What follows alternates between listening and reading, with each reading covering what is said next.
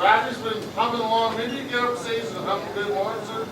Rafi is welcome on our stage anytime he wants, man. Anytime, man. Good story, brah. Raf, seriously?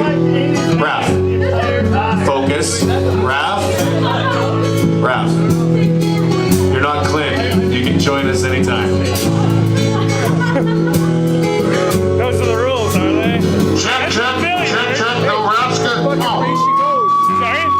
It's a fucking way she goes. Sometimes she goes, sometimes she don't go. It's a fucking way she goes, boys. Science. You learned to reject reflex.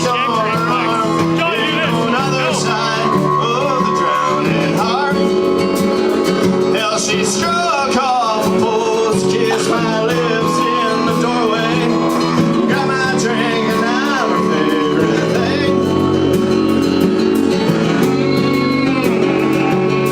Standing on the front porch and she's fighting back the teardrops. Baby's got the time to do mankind. She opened up her suitcase and now came a tornado. Get them back for all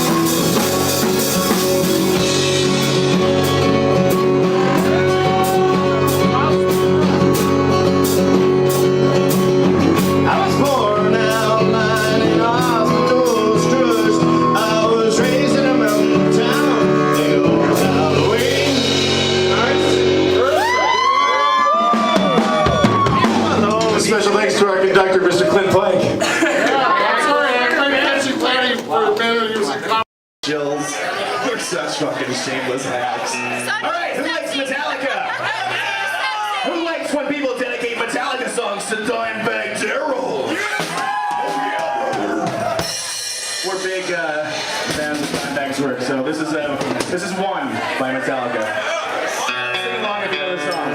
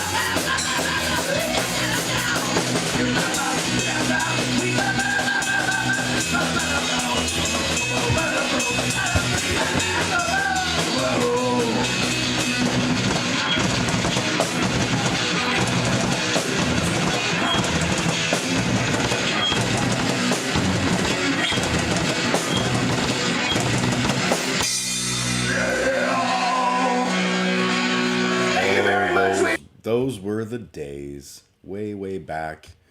The folly of youth, le youth de folie, as they say in France or Quebec. That was a much younger me. That's probably like a, well, I can tell you how old that video is actually. That's, can I? Has one like.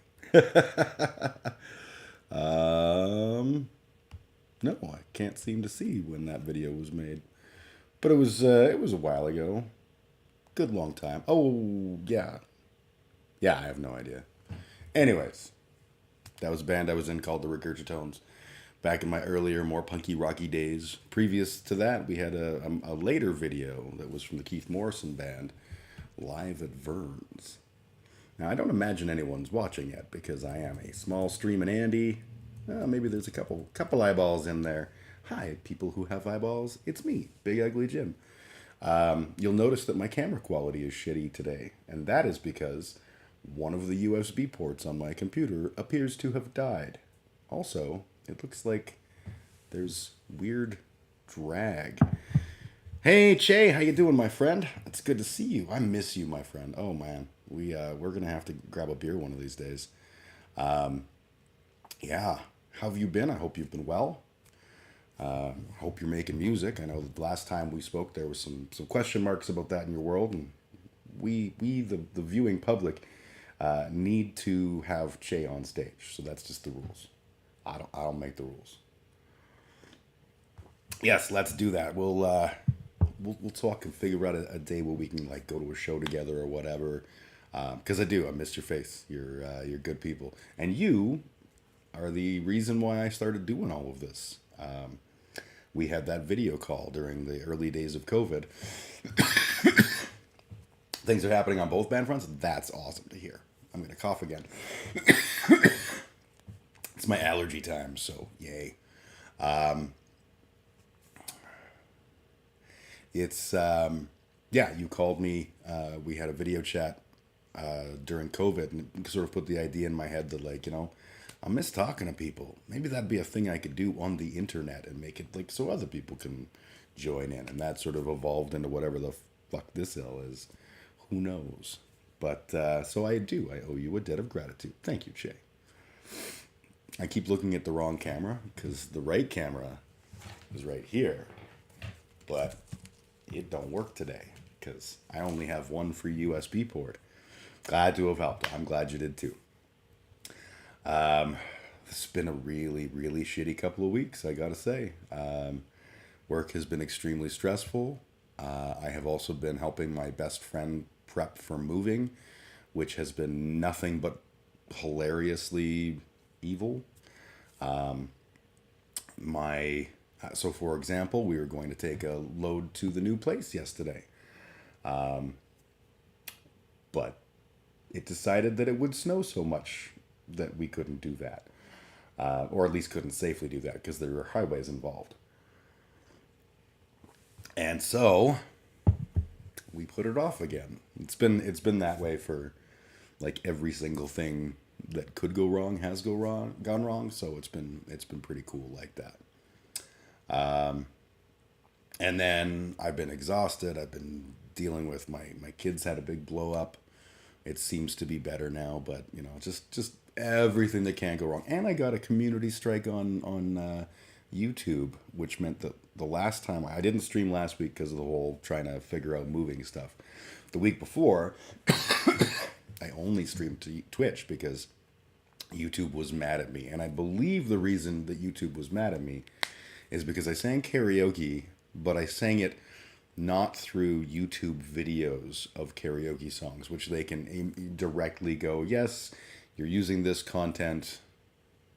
We'll make sure that all of the billions of dollars you make in revenue go to these people that own this. And I'm fine. Like, cool, do your thing. Send them all the money. I'm just singing songs. But I used a tool, like an app that I downloaded instead. And as a result, YouTube was like, you are a spammer and a grifter. I wonder if I have the actual email they sent me still, because it was a hoot. I'm not going to share the email because y'all don't need to know how to email me. Bunch of hooligans on the internet. But let's see. YouTube.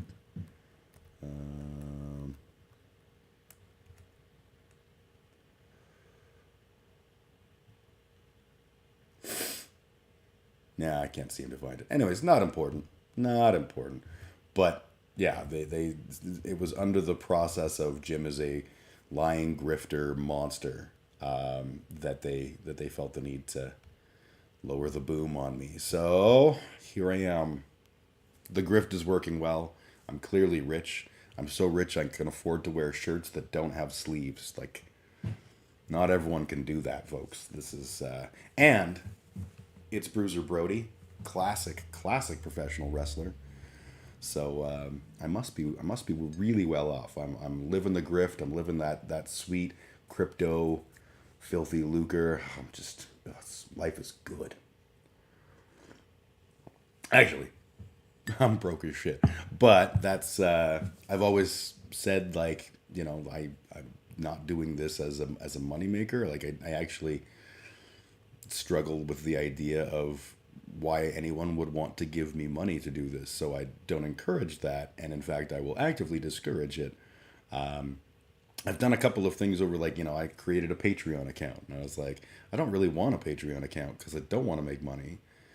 But, like, that seems to be a thing I'm supposed to do. So I did it. But you'll notice there's no, like, link to my Patreon or anything. I actually have no interest in making money here. I have a day job. It's a good job. That's all I need. Anyways, ramble. Suffice to say, been a long couple of weeks.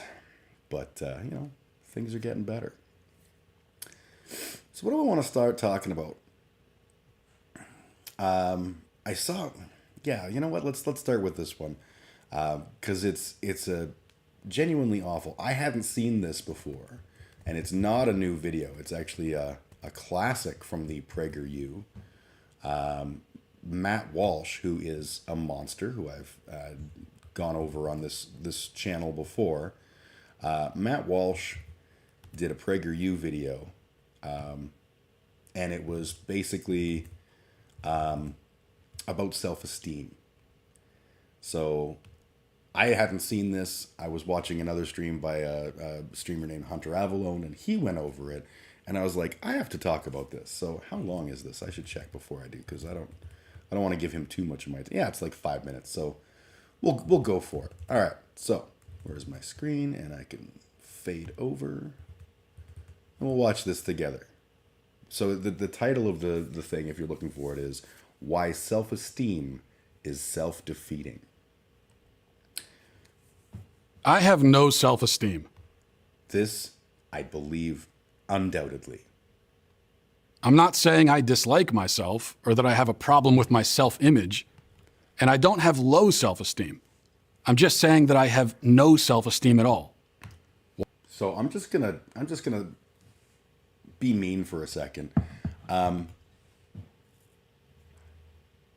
He looks exactly like the guys in my like junior high and high school who came from decent money and who never really worked too hard to do well in school and probably became like the assistant manager at the bank.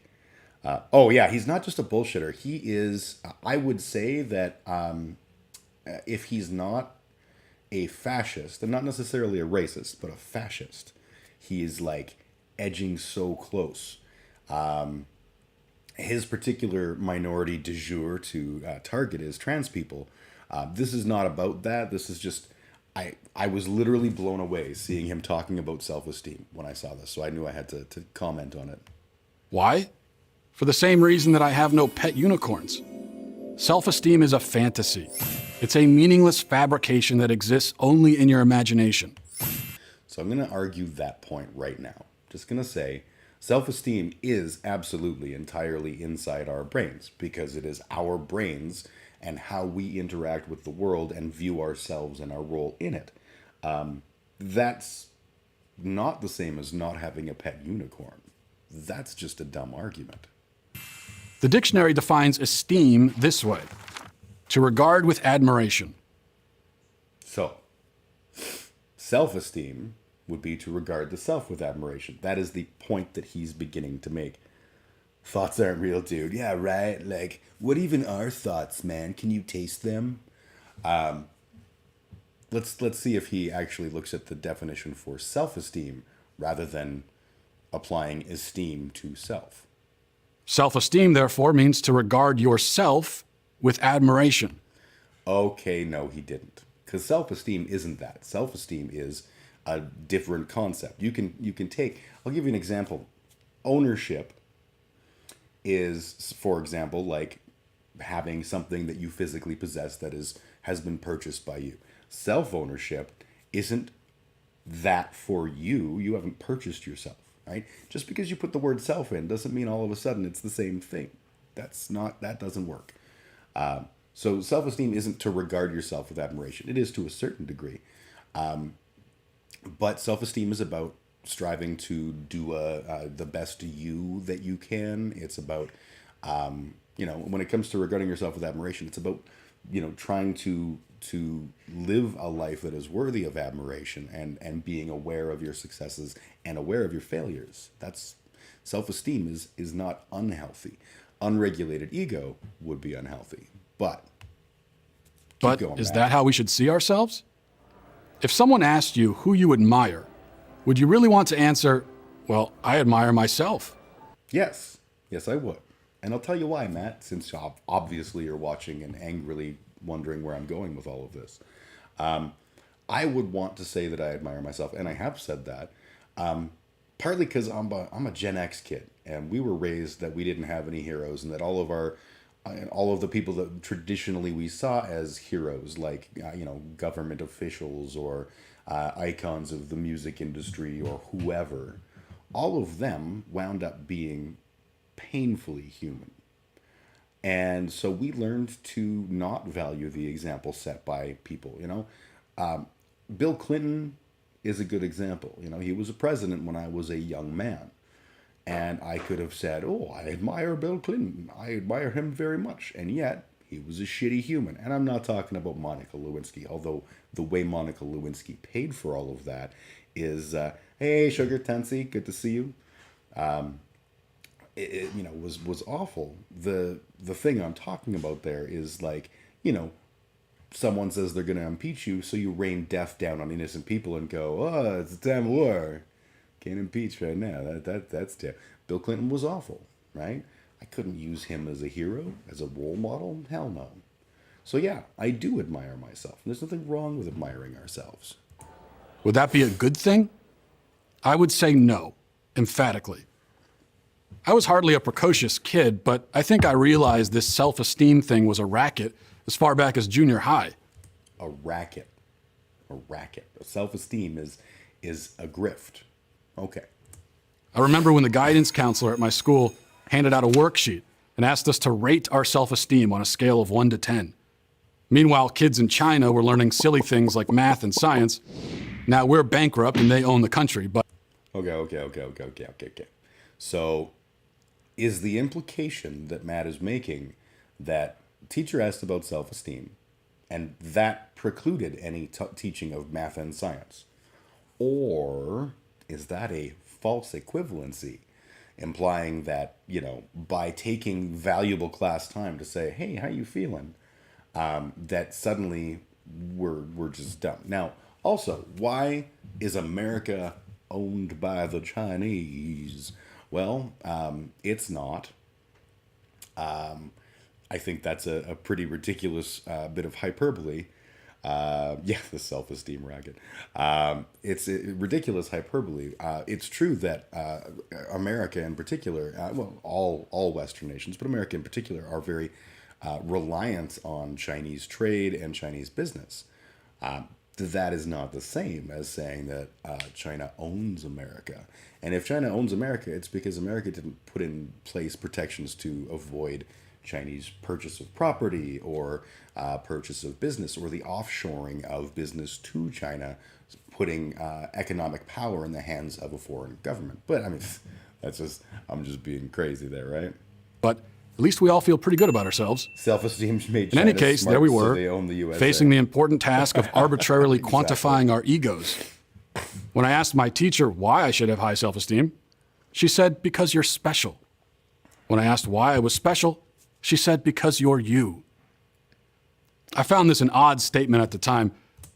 Honestly, I believe that he did find that odd. I believe that when anyone looks at Matt Walsh and says, you're special, his only possible reaction is, you must be insane because I am a garbage pile of flaming fascist bullshit. Coming as it was from the woman who had just given me a D on my last math quiz. And again, let's just pretend for a moment that he got a D on a math quiz and then immediately was given a self-esteem test and was asked this question or asked the question and the teacher was like, you're special. You can have a D on a math quiz and still be special. You can actually fail at math and still be special. It doesn't mean that you're a snowflake or that snowflakes run the world or blah, blah, blah, blah, blah. It simply means you sucked at that math test. Maybe you even suck at math. Maybe you have other skills. Weird, right? Typical conservative type thinking with this guy. Oh yeah, he's ultra conservative thinking. He's so fucking boring. Honestly, jumping right in, telling someone the reason they should have self-esteem is you're special wasn't particularly a good way to empower them to it. You're special, Jim. How you feeling? I do agree with that. But when I'm going to argue that when you're a school teacher and, handing out a quiz, that is an important thing in a conversation about self-esteem and stuff and trying to assess how kids are doing. I need to know the context of this assignment. But a teacher saying, a kid goes, well, why do I need to have self-esteem? Teachers there, they're getting their fucking, essentially minimum wage after you factor in all the hours they work and all the shit that they put up with. They're going to look at you and be like, because you're special, Matt. You're a special little fucking sunshine flower in Jesus's garden. So just fill out the fucking paper. So I agree that this was a teaching moment that was failed at miserably. But I personally don't believe any of this happened. Most of my classmates, though, quickly jotted down 9s and 10s. Incidentally, some of them would grow up to become unemployed alcoholics, but I'm guessing if they could take that test again, they'd score themselves exactly the same.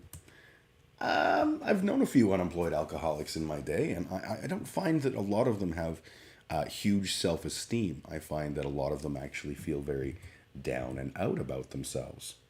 I have a feeling this whole scenario is made up to prove his dumb point. Oh, absolutely. This is the conservative way, right? It's not even just like make a straw man. It's like breathe as much bullshit into the atmosphere and be like, see, that's real. So that test failure caused alcoholism. No. Them saying they had high self-esteem was what made them alcoholics and unemployed people. See, that's the whole point of self-esteem. To be proud of yourself even when there's no reason to be proud of yourself. Nope. Again, self-esteem is about the relationship we have with ourselves towards the outer world. Viewing the value of yourself is important. People who, the completely made up bullshit example that Matt Walsh just gave of alcoholics who are unemployed and miserable, most of the time, those people have very low self-esteem and beat themselves up on the regular and use that alcohol or drugs or whatever to act as a form of therapy rather than addressing the issues that they're facing. And the issue that they're facing sometimes is low self-esteem. Not all the time, but sometimes. I hate these fucking grifters. They fuck people in the head and no shame at it all. I never tell my kids they're special, and I never told them they were pretty or handsome or cute. I tell them I admired specific traits and gifts possessed and demonstrated. Yeah, I actually really like that. I've probably told my kids that they're special, but it's probably in the context of, like, I like who you are. I like these qualities about you. I think that's a lot more honest and a lot more, real. Matt Walsh is the king of the grifters. He wrote a children's book about how transness isn't real, and then apparently he got caught in a bit of a scandal recently where someone reached out to a trans person and said, yeah, we're doing a documentary about transness, and we'd really like to, use you as a part of our documentary and talk, and it'll be really super awesome. And the person, for whatever reason, it didn't feel right, and they did a little digging, and they found out that it was a company, like a media company owned by Matt Walsh, that was the ones reaching out. So they knew it was going to be a hit piece, and they told them to pound sand. Of course, apologists will claim that self-esteem is simply about confidence. Nope. And that you need confidence to succeed in life. Okay, but if self-esteem is simply about confidence, then why don't we just call it confidence? Because it's not confidence. Confidence is an aspect of self-esteem, absolutely. But there are people who can be extremely confident, or at least put on the presentation of being extremely confident, who have poor self-esteem. Those are not mutually exclusive things or mutually inclusive. Self-esteem is much bigger than simply confidence. That's why, Matt. Because confidence must be earned. A student is confident about doing well on a test if he studies for it. An athlete is confident on the field if he practices. So, yes, but an athlete is probably confident on the field whether they practice or not. The practice will build their confidence and build their skill. Likewise, students, I was confident all through school and never studied because I was a terrible student. But I was smart enough to recall everything. Self-esteem, don't let anyone tell you how you feel. And while you're at it, give yourself a break. You're fucking special just by breathing. Life is amazing. Yep, I agree with that. Let me guess, by the end, he shames anyone who feels they have self-esteem. Probably. The reason we have different words is that they mean different things, asshat. Exactly. But this is a common thing. It's like, well, if this is just this, then why don't we call it that? I could put on an act and still have imposter syndrome. Yes, and I do regularly. Yes, this is the thing, right? When we talk about one of the, I'm sure I've talked about this before. When I was in high school, I was in the play As You Like It, Shakespeare play. A little tiny part. I was not going to be a superstar. But there was a scene where we're all sitting and we're watching as Jacques, and no, it's not Jacques, it's Jacques. Jacques is giving his monologue about a fool. I met a fool in the forest. It's a great monologue. And at one point during rehearsal, the teacher stopped us and she's like, "What are you doing right now?" And points at some random kid on the stage. And the kid's like, I'm just listening. And she's like, "No, you haven't ever in your life just listened. You're listening and you're taking it all in. You're listening and you're laughing at how stupid this is. You're listening, but you're probably also thinking about like how hungry you are or how much you really enjoy having sex with the village damsel, or you're never just doing anything." And so when they say, well, if self-esteem is just confidence, what they're doing is they're trying to narrow it down and being assholes. Remember, kids, work hard, pick yourself up by your own bootstraps, and don't be gay and you'll be a good Americant. Absolutely. A singer is confident in her abilities if she, in fact, has abilities. As a musician, I can also say there are a lot of singers who are confident in their abilities who don't. Self-esteem, on the other hand, can be defined as unearned confidence. The person with high self-esteem, also known as a... Oh no. Oh no. Hang on. Let's back that up. Self-esteem, on the other hand, can be defined as unearned confidence. That's not true. That's what you get when you imply that self-esteem is only related to confidence and it's invented entirely by yourself. I have a high self-esteem, and I have had to build that over the years because I did not come pre-programmed that way. I call myself Big Ugly Jim, and I spent most of my life degrading myself. It wasn't until one of my friends regularly called me on the self-deprecation that I used all the time that I started to think that maybe I was doing something wrong, and that maybe my lulzy little jokes of self-deprecation were actually hurting my view of myself. Is there a single human being on the planet that doesn't have abilities? What abilities is he referring to? Yes, he's just using specific examples that prove what he's saying. So the athlete example. Oh yeah, you're a great athlete if you're a winner, but like if you're not a winner, you shouldn't have self-esteem there. You earned that self-esteem. You earned that confidence. The reality is most people that I've known that are athletes may not be at the Olympic level, but are still proud of the work that they do as athletes, no matter what level that is. Self-esteem is the opposite of self-sabotage. A very good way of putting it, yes. As unearned confidence. The person with high self-esteem, also known as a narcissist, feels good about himself on the basis of nothing. Okay, no. Admittedly, narcissists have unearned confidence, and narcissists do feel good about themselves on the basis of nothing. But that doesn't, this is a huge jump to say that anyone who says they have a high self-esteem is a narcissist. I'm not a narcissist. I regularly struggle with the idea of putting other people before me and all of that kind of shit. And yet I have a high self-esteem. This guy's a fucking idiot. Yes, he is. Matt Walsh is an idiot. In other words, you don't have to be right to have self-esteem, something he thinks is worthy, fucking right-wing thing. Yes, this is exact. And look at the angry face. He's like, oh, I am the best in the world. And she goes, no, you're not. You're a dick, and no one likes you. Urgh. We may ask him, why do you esteem yourself? And his learned response will be, because I'm me. Because I'm special. Like a modern-day narcissist, he can't see the world outside the window because he's too busy whispering sweet nothings to his reflection in the glass. In a sane... So, you guys familiar with the story of Narcissus? Let's you know what? We'll come back to it. I'm gonna start a new tab. I'm gonna type Narcissus, and then we'll go back here and continue, because maybe we'll look at what Matt's talking about, the correlation he's driving there. Or less confused time, people saw it the opposite way. It didn't matter how you felt about yourself. It mattered what you did. Because facts don't care about your feelings. Funny, that's what my parents taught me. I remember one time explaining very carefully to my dad that he couldn't expect me to do my math assignment because math made me feel bad about myself. In return, he suggested that maybe I should study more, and then math wouldn't make me feel so bad.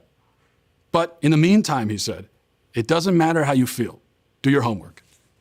Doesn't matter how I feel. I love that. I love that story, because that's probably a conversation that actually could have happened, right?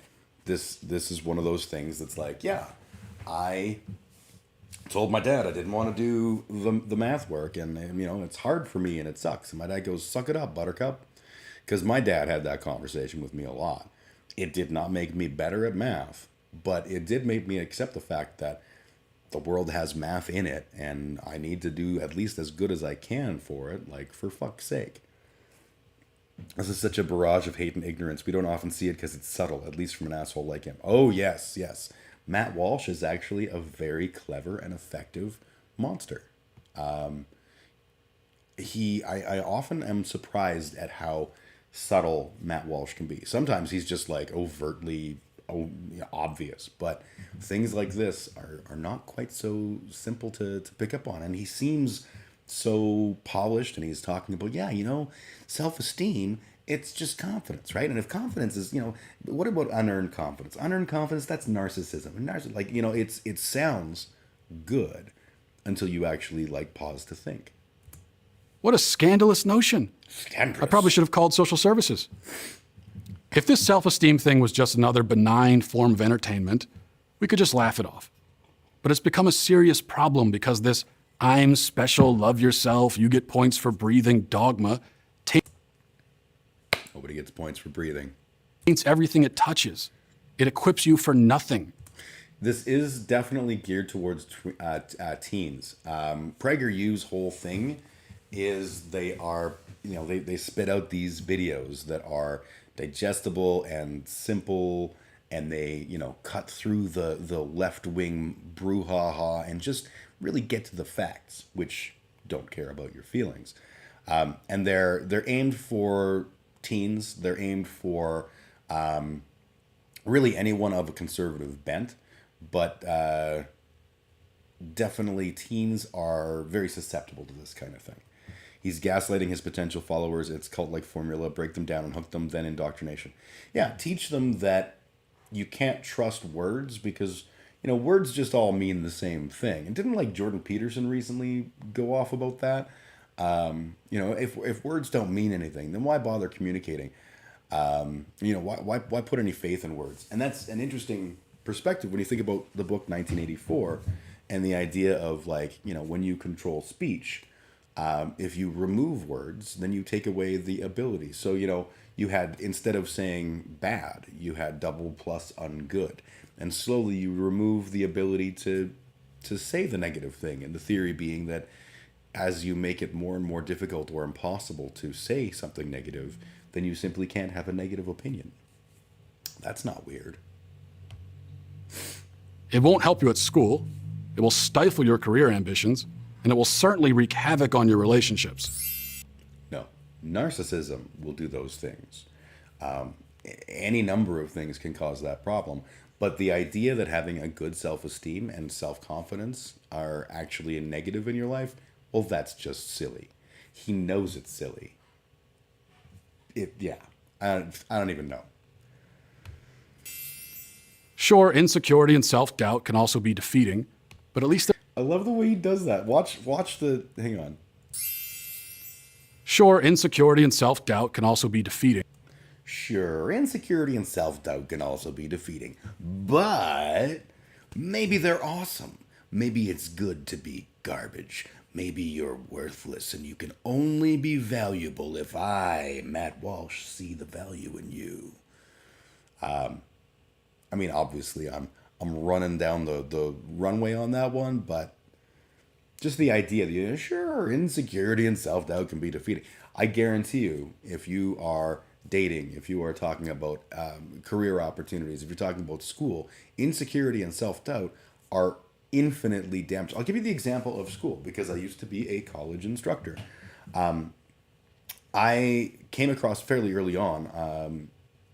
I did my first quiz that I had to give, and that first quiz I did as a multiple choice test, and I did not like it. I honestly I hadn't even considered. I just knew I had to give a quiz, so I'd do a multiple choice because that's what quizzes are. And then as I'm making the quiz, I realized what I'm doing is I'm trying to trick you, the student, into clicking the wrong box and choosing C instead of A because the wording was just subtly close enough that, it tricked you up. That's not a valid test of knowledge. So I actually revamped how I did my tests. But one of the things I did was I made sure that all of my midterms and finals were open book. And it's because those are such tense situations. The reality was the open bookness of my exam had no benefit to the user, or to the person in my class. There's nothing that they would have been able to look up in the book to come up with an answer, because I wasn't asking for definitions and I wasn't asking for stuff that, I was applying the knowledge that I had been teaching. But statistically, even if students don't open their book, The fact that they can open their book raises their mark. I don't remember what the number is, but it like substantially raises their mark because of the calm that inspires. The idea that if I get screwed here, I can look it up. I'm fine. I'm gonna be okay. That is a huge thing in my opinion.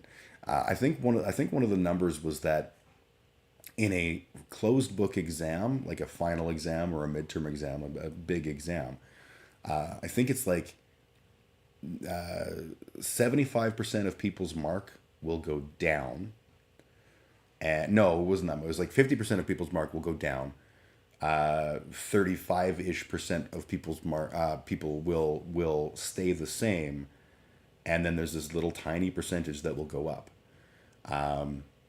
And I think, my numbers are way wrong. I'm pretty sure it was like 4% can actually improve their mark on a final exam. And it's simply because of the pressure of the situation. You allow people to have an open book, you remove some of that pressure, and you actually assess what they know. He'd make a fantastic Catholic bishop or cardinal or priest. Yes, he is definitely a predator. Language impacts thought processes, though. Thoughts impact how we move through our world and our interactions. Yeah, no, I totally agree with that. That's actually one of the reasons why I value language and why I've always strove to have a good vocabulary, because I think if you can't put thoughts into the right words, it's too easy to misconstrue them. You can also fail the other way, where you're using words that people don't understand. But yeah, there's like a give and take there. You know what I'm saying? Yeah, in real life, you're allowed to look up the answer and double check and learn. And I remember having students push back on me about allowing the open book exam. They're like, well, I'm going to be expected to know this. And I go, yeah, and I expect you to know this on the exam. You're not going to be able to just open your book and find all of the answers. That's not how this is going to work. But if I had a job interview and I said, oh, so you're a expert in SQL, which is a database querying language, and they go, yes, I am. I'm not going to be like, okay, you can't look. I need to know the exact code that you would use to gather all of the contents of the users table, or organize them by their department. That's just not real. There might be, questions that you ask that are designed to validate the person's knowledge, but they're not going to be specific and technical, like at that level. Frankly, most interviews are HR interviews. And HR doesn't have that ability, so it's just stupid. You're allowed to have a textbook in the office, but at least there's a chance that they might drive you to be better. Self-esteem actually prevents. No, they don't drive you to be better, because without trying to build your self-esteem, insecurity and self-doubt just erode you. Improvement, because you can only improve if you first acknowledge what you're not good at. But that process might take a toll on your self-esteem. So many people avoid it. Nope. I need to hear that again. Improvement. Hang on, we'll go back one more. That they might drive you to be better. Okay. Self-esteem actually prevents improvement, because you can only improve if you first acknowledge what you're not good at. Okay. So that's not true. You can improve by doing the things you're good at better, as an example. My mom, when she was in university, she decided she wanted to take a swimming class. She hadn't swam in years, and so she was like, okay, well, I'll take a swimming class. And she was going to the university here, and went to the university. There was a class in the timeline in the time frame that she wanted to go, and it was called stroke improvement. And my mom was like, oh yeah, that's what I haven't swam in a long time. I'll take stroke improvement. Turns out it's not about improving the things that you already recognize that you're not good at. Stroke improvement as a class, and I know you're all going, stroke improvement as a class was for like competitive level swimmers who were trying to slightly improve and shave that fraction of a second off their swim time to be just that little bit faster. Now, my mom, to her credit, hung in with those people. She was the shittiest one in the class. But, you can actually improve at things that you're already amazing at. You can always do better. And self-esteem will be the thing that will make you do that. Self-doubt will make you go, you know what? I can't do it. I'm never going to get the Olympic gold. So why, how much am I really going to put into this? That kind of shit. This is just, it's a bad and dumb argument. But that process might take a toll on your self-esteem. So many people avoid it. No. I'm not saying that you should hate yourself. And I'm not saying that you should have low self-esteem. I'm saying have no self-esteem. As in, stop thinking about it, period. Do good things with your life, and you'll have all the esteem you'll ever need. No. I'm Matt Walsh for Prager University. I'm Matt Walsh. Terrible, terrible human. Terrible human. Deserving of many beatings. Sugar. That's one thing I'm grateful to my parents for, and I taught my kids. Introduce them to everyone, take them to all kinds of events and situations, and let them learn to code switch and integrate into all societies. That is, yeah, absolutely. I think it's vital. Hey, she loves puns. Good to see you. I haven't seen you in a while. Hope you're doing well. Code switching is a term that's sort of new to me, and I think I understand.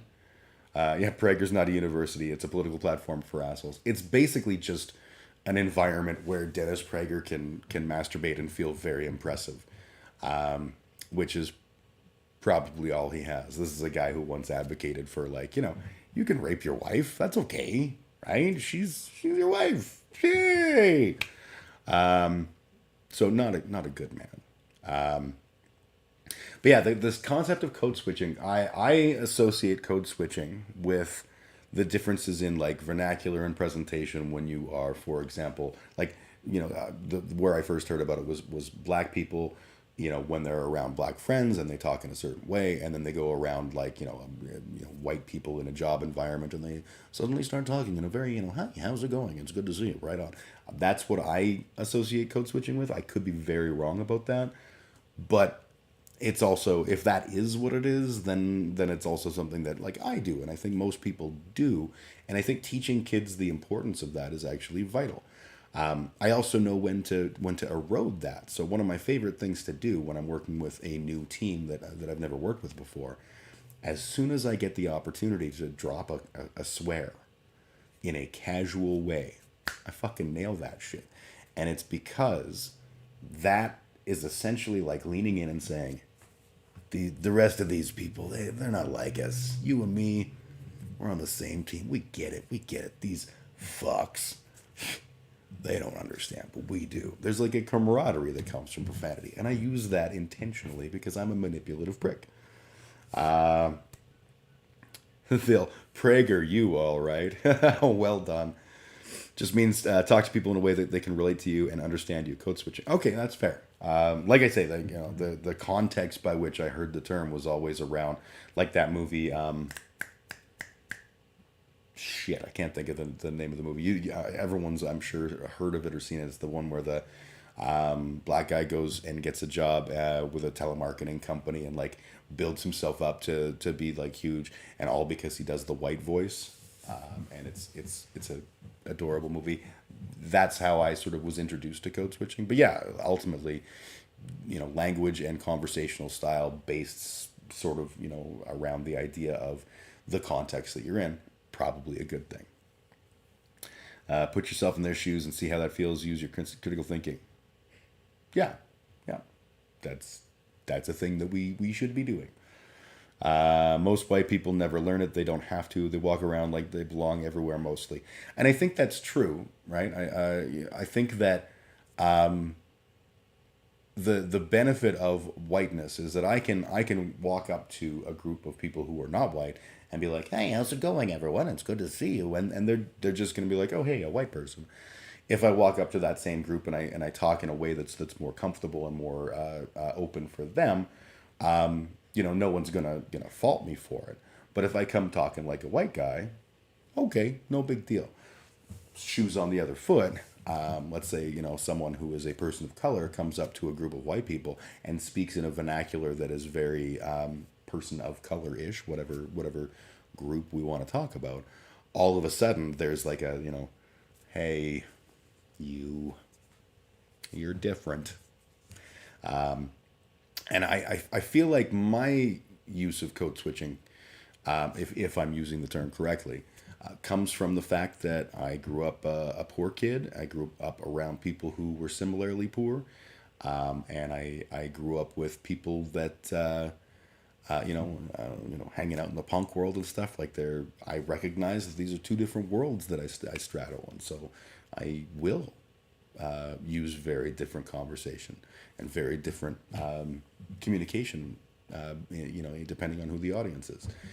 And that's one of the things that's helped me in my career is my ability to read people and to communicate with them. There will be times you come into something ignorant and you won't know it's poison. Critical thinking skills will help you uncover the BS faster. Yes. Reminds me of that time Amway came over to my house. I'm white and I'm such a code switcher. Sometimes I get told off for it. Some people like it. I don't know what you mean by such a code switcher.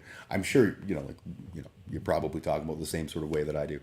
There's a lot of subtlety baked into our culture. For example, Jim, what do you do with a bad URL? The bad URL takes you to a bad place, so we blacklist it. Oops, that one is okay, so whitelist it. Yes, this is very true.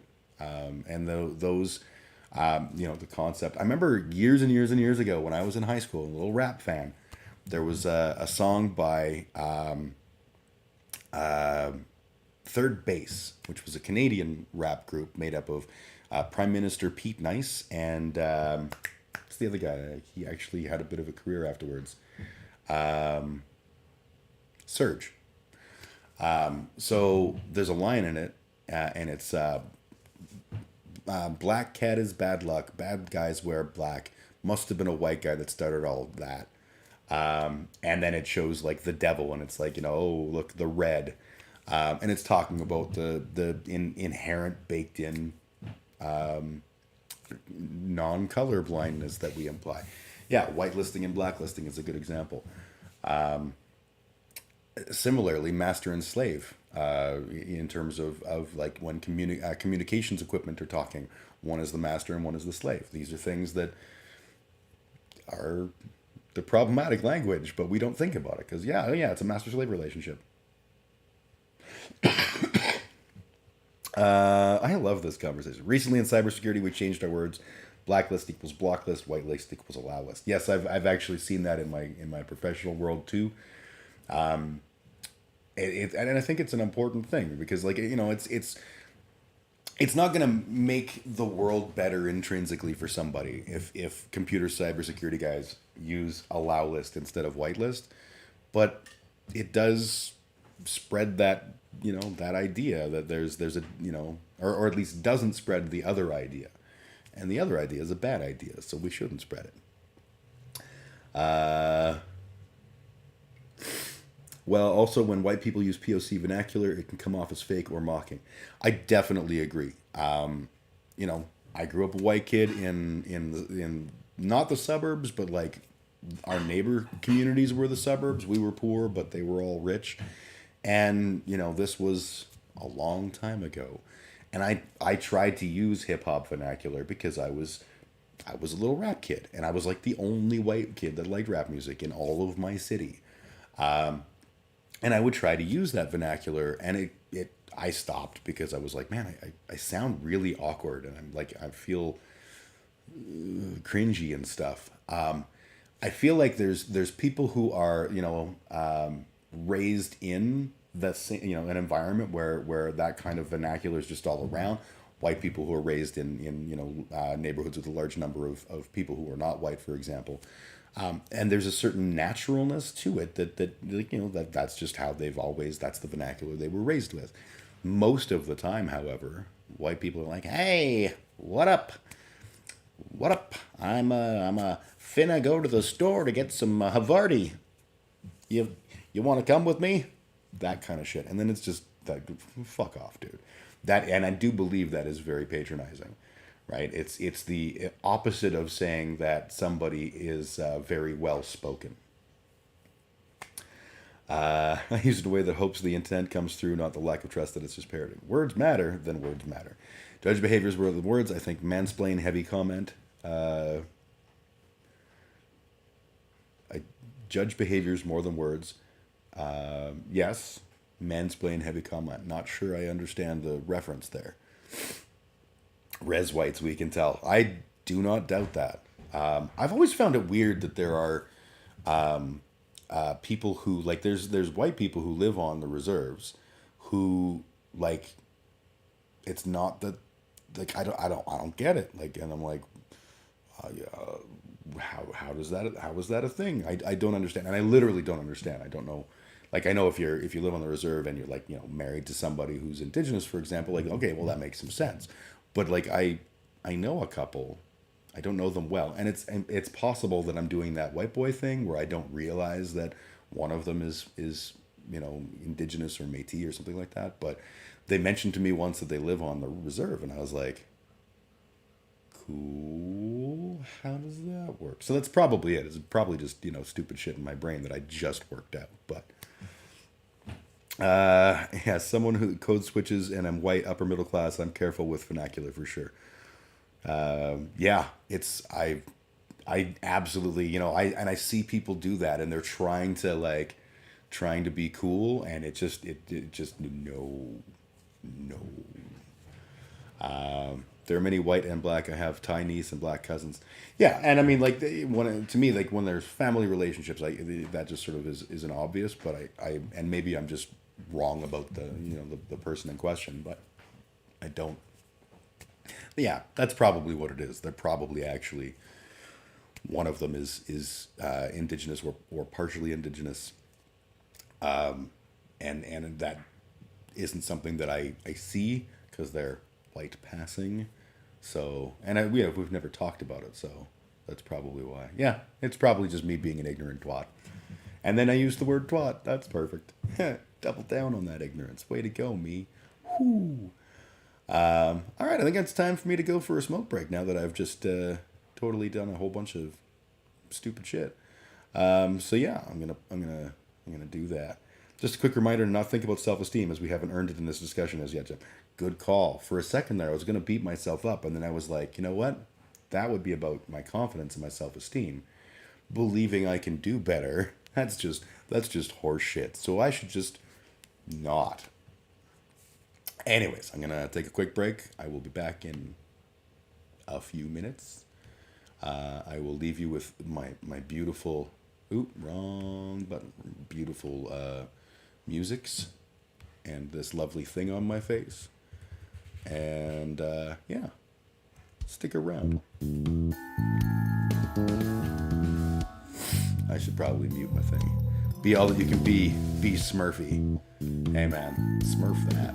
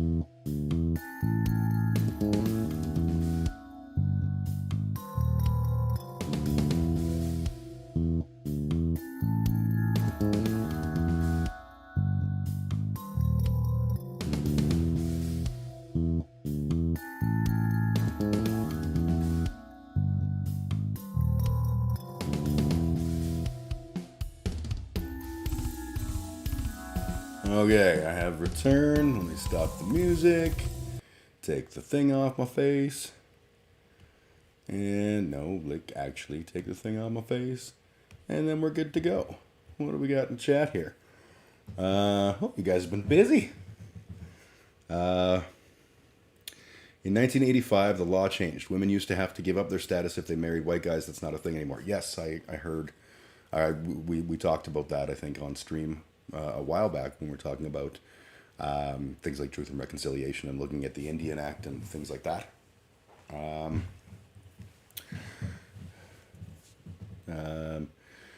So my understanding of it, and there's probably a better explanation there, is it used to be that when you were the child of someone who was indigenous and someone who was not indigenous, if the woman was the non-indigenous or was the indigenous person, that status didn't carry forward for you as an indigenous person because so like there was this whole thing about, like, you know, generations back, it had to be like your father's father's father's father, but blah blah blah blah blah. What the particulars are, I'm by no means an expert, but they fixed the law to basically say that the gender of your ancestry really wasn't the issue. Sugar Ray, not sure I follow. One generation after, do you mean spouses, partners can't have status? Not understanding. And then the response, no, partners don't get status, but the children they produce are designated, but the grandchildren are not. And that's the thing. So if I married an indigenous woman and we had a child, I would not have status. I shouldn't have status, but our child would have status. But their children would not have status because they only came from a woman. Also, Res has been a safe haven for many nations throughout the history of reserves, people escaping persecution, be that the Underground Railroad or white people who protested wars and injustice. Yes, that's very, very true. And also very fucking awesome. I have an adopted brother, Mike, who was American and older than my mom. She adopted him when he deserted the Vietnam War. That's cool. That's super cool. I've talked about in the past when I grew up as a young Christian lad, and our church's music director when I was a kid was Ron Klussmeyer, who was a draft dodger from the U.S. and had been basically fled to Canada to avoid the draft. He was a hippie and really, really phenomenally interesting guy. At least as far as I was a kid, I don't fucking know shit, but coffee. All right, let's talk about uniting the right and why the right wing keeps fragmenting. This all comes back to what I keep saying about big tent parties, but I think this is interesting because we're in this situation right now where we've got this both federally and in Alberta provincially, we've got this break. Where's my thing? There it is. We've got this break between different types of conservatives. So I'm gonna I'm going to look at that. Essentially, where once upon a time, we'll talk about Alberta first. So once upon a time, when I was a young lad, a wee ugly Jim, as it were, the first leader I can remember was Peter Lougheed. Peter Lougheed was a very, very, I believe, a social conservative, not super conservative by today's standards. He was a leader of the Progressive Conservative Party, I believe, and he did things like the creation of the Alberta Energy Company was a Peter Lougheed thing, and his policies actually were much more in line with the Rachel Notley NDP policies of recent years. That's how far the Conservatives have swung to the right in Alberta in the last little while. Brother Mike did 2 tours. He had cut here tattooed across his neck and Tagai on his forehead. Nice. That's awesome. Tagai. That's one of the pieces of Indigenous vernacular that I have picked up over the years. And don't use in front of Indigenous people to make myself look cool, because it would not work. And I would look like a giant asshole. But I know what it means, and that's cool. Anyways, so Lougheed, when he left, I believe next was Don Getty. Don Getty was a terrible politician. And it began this process of shitty provincial leaders until Ralph Klein, who I refer to as King Ralph. Was Ralph after Lougheed? I bet I could find out. Let's just go real quick. Alberta Conservative leaders.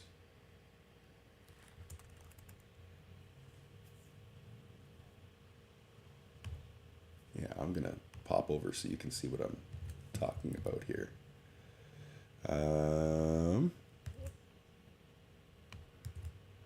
So 26 more rows. Okay, if I click on that, is it going to show me? It's going to take me to a Wikipedia page. Is there a chart with? Yes. Okay, so where I came into being was Lougheed, and then Don Getty, who had 2 terms. He was a funny one because he actually lost his election, or like his local seat, but the Conservatives won. So to save face, he ran in a town called Stettler, and bribed the town of Stettler with the moving the location of the gaming, basically the lottery commission. Moved that to Stettler to support, earn their support and get a seat, because he didn't have a seat but was the leader of the party. Don Getty was a schmuck, terrible leader. And then came King Ralphus the Klein, who, as you can see, ran for a very long time and was a monster, a genuine piece of crap monster. But people revere him to this day. Yeah, Don Cocaine Getty. Yes, he had some challenges. Then when Klein left, they made Ed Stelmach premier, and that was a terrible choice. And then Alison Redford was the leader, and that didn't go well. And then Jim Prentice, I'm actually surprised Jim Prentice did as poorly as he did, because he was a very strong career politician. And then now we've got Jason Kenney. But what happened along the way is, if we look at right-wing parties in Alberta, and there should be, this is current, I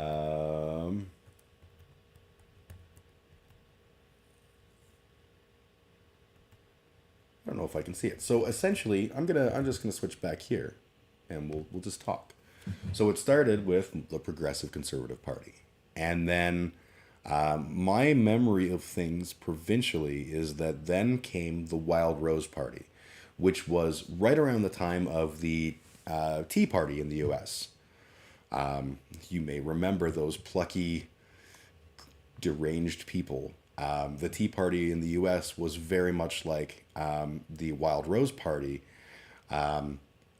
And the Wild Rose Party pulled a large number of votes away from the Progressive Conservatives and led to this Unite the Right vibe where they needed to make a united right-wing party. And then they did.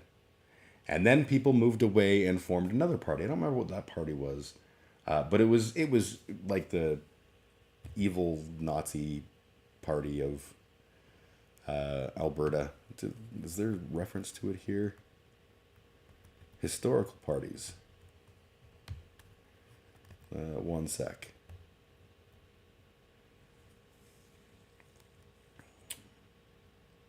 Yeah, this actually works. Okay, so I'm going to fade over. So we had the Progressive Conservatives, 1905 to 2019. That's a long term. Then we could ignore the Nonpartisan League and the United Farmers and stuff. We can just go. The Freedom Conservative Party appeared, and then would not garner any real attention.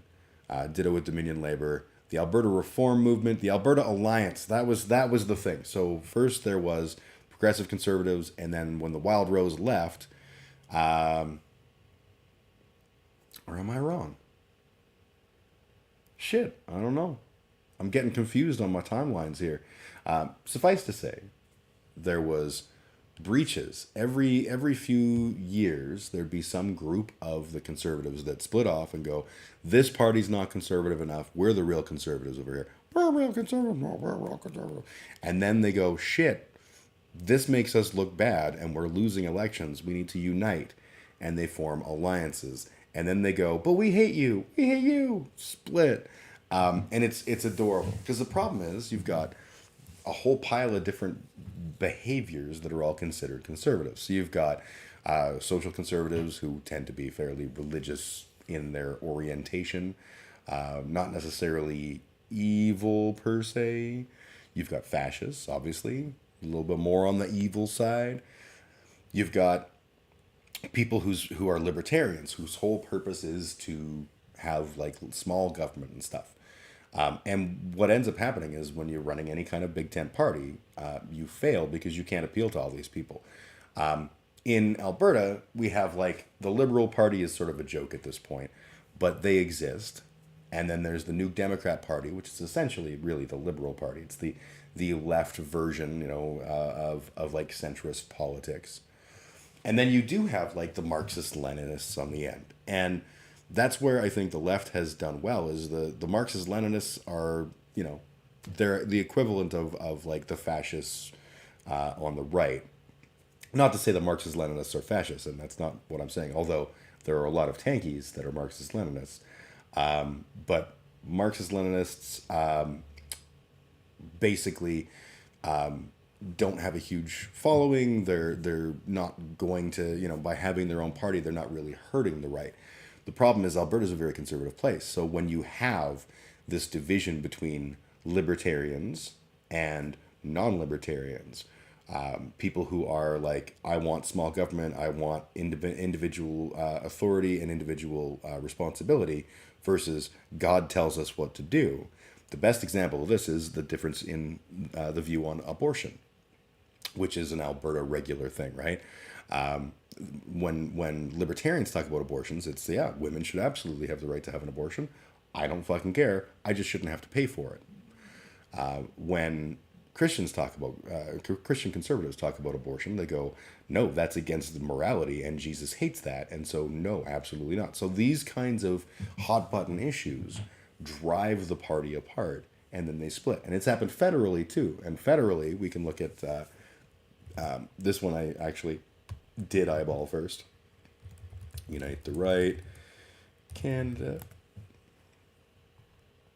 There's a whole pile of stuff here.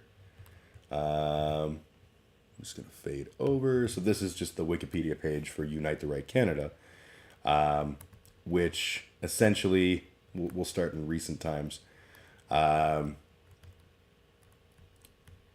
So yeah, in 1987 to 1993, fragmentation of the political right. So we get as far as like the Meech Lake Accord under Brian Mulroney, the whole question of Quebec separatism, problems with abortion in Canada, which is a regular problem that we keep talking about and not something that we've settled a million fucking times. And you wound up with the situation where the Reform Party came to be. Now, when the Reform Party started, they were called the Western Reform Party.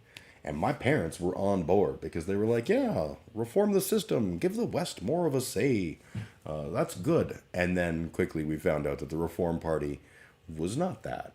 It was a new right-wing party led by Preston Manning. And Preston Manning turned the Western Reform Party into the Reform Party, and the Reform Party became fairly successful and drew a lot of support away from the Progressive Conservative Party, which was the Federal Party.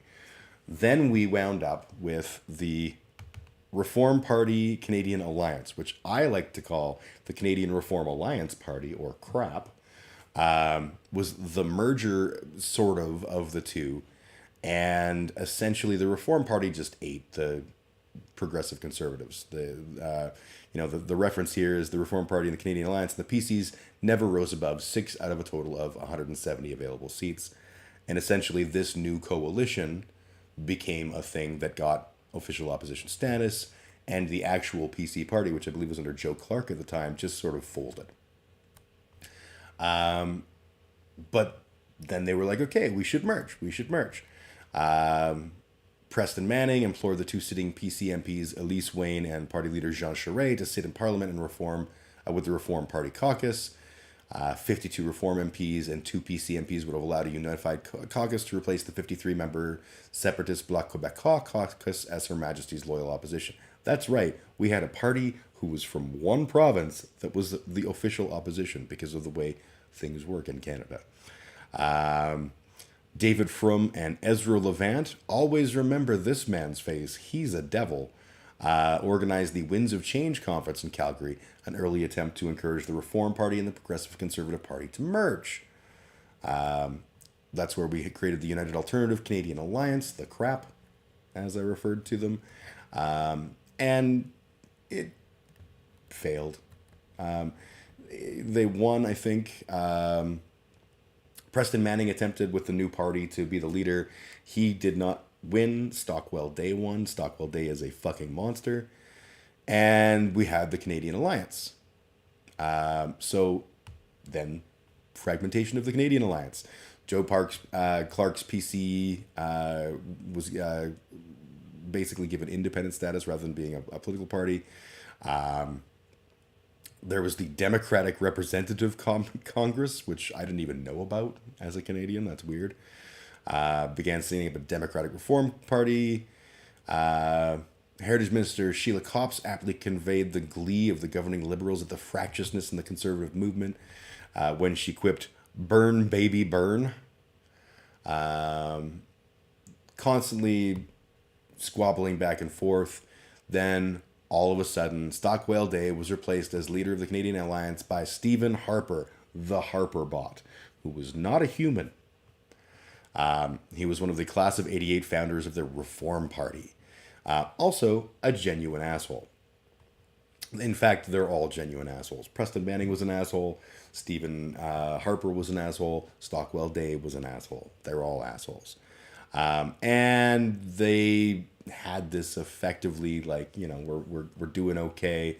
They're talking about merging, and then they failed. They ended up creating the Conservative Party of Canada, the CPC, which is the merged, unified, united right-wing party. Much like the UCP in Alberta is the United Conservative Party. We have one Conservative Party. That's it. That's all. That's where we're at. Except we don't.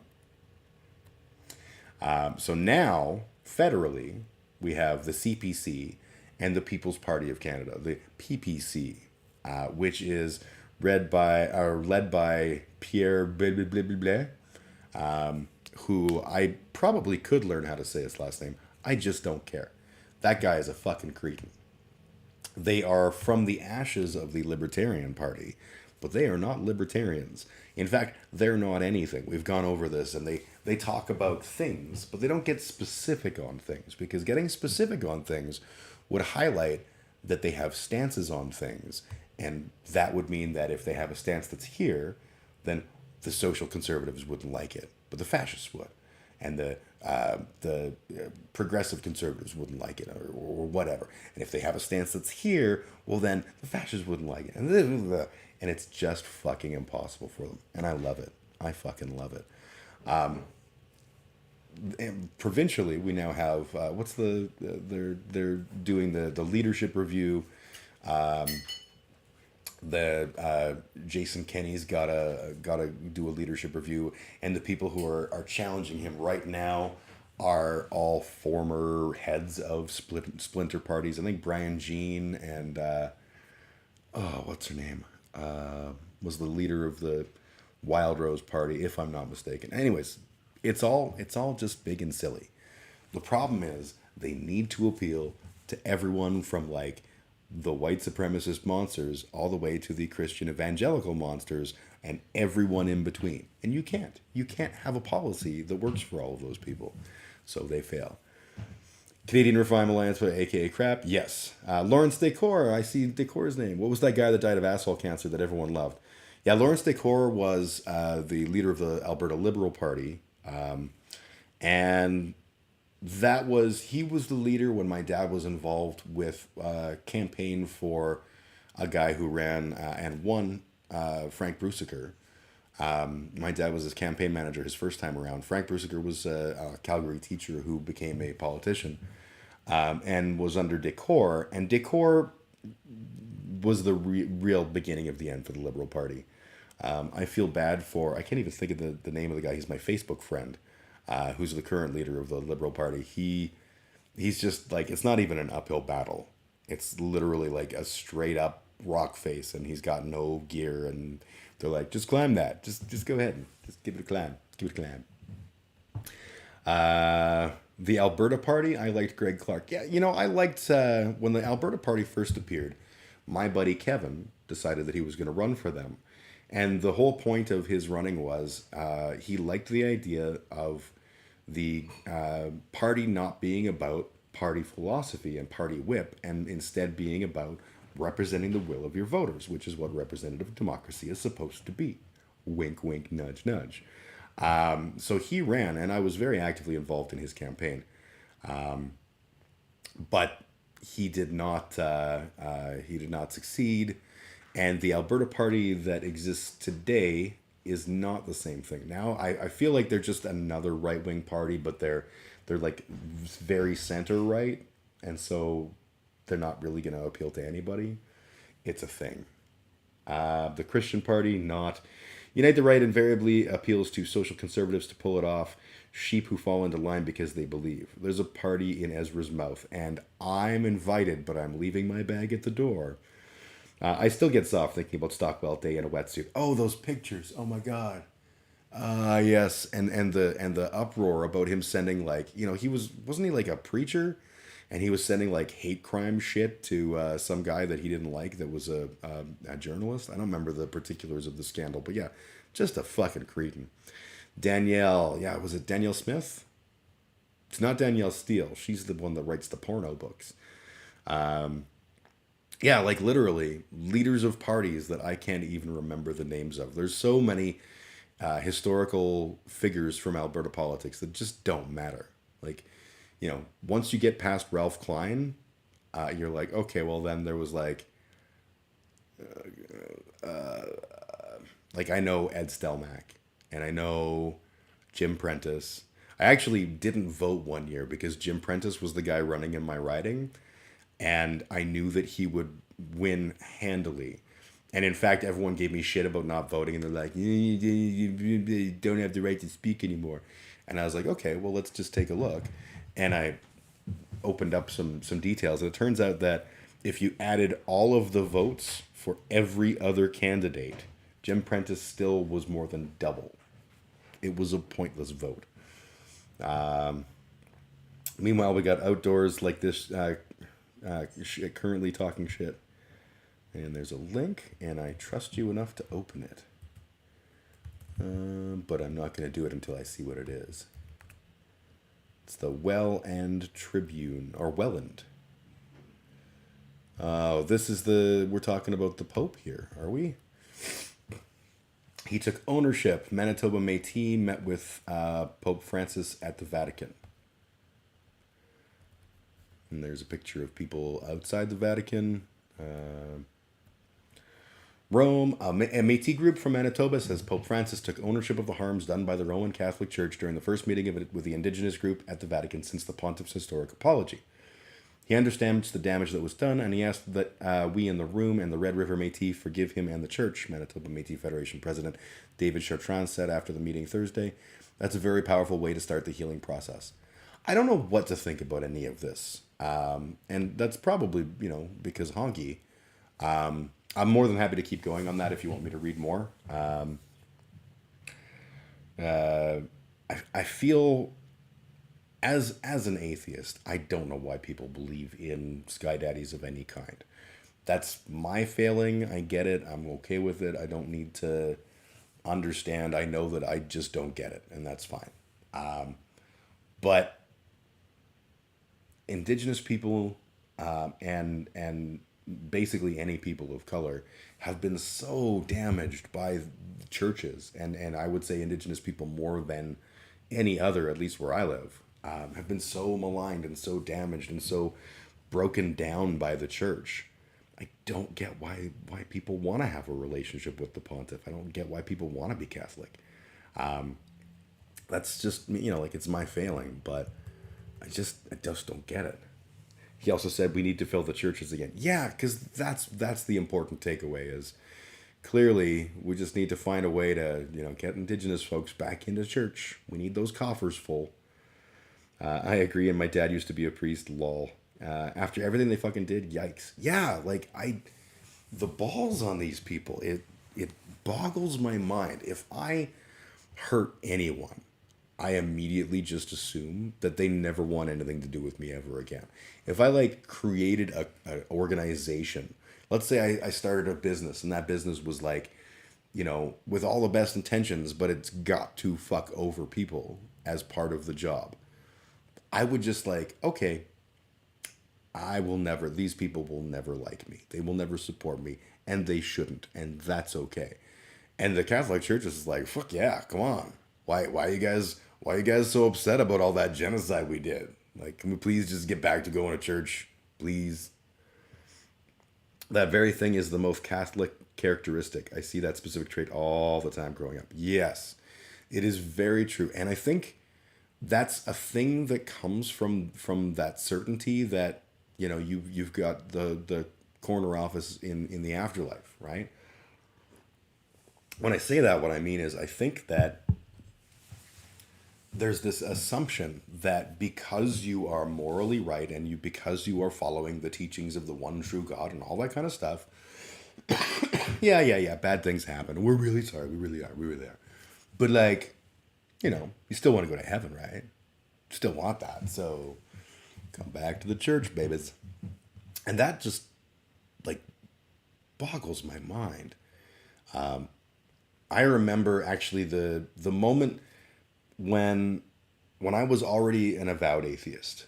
I was married still, and my ex-wife was actually becoming more religious and started wanting to take my kids to church. And so I said, okay, fine, you can take the kids to church. Don't expect me not to be a dick about it. And she said, well, no, I expect that you're going to come to church with us. This is something we need to do as a family. And I'm not the same person I was back then. I was very broken down and very damaged by that relationship, but also by my life. I'm not putting it on my ex-wife. But I basically looked at it and I was like, well, this isn't a fight I'm worthy or I'm willing to have. I don't care enough about this. Fine. I'll fucking go to church. And being who I am, I was like, well, there's got to be a way for me to do this well.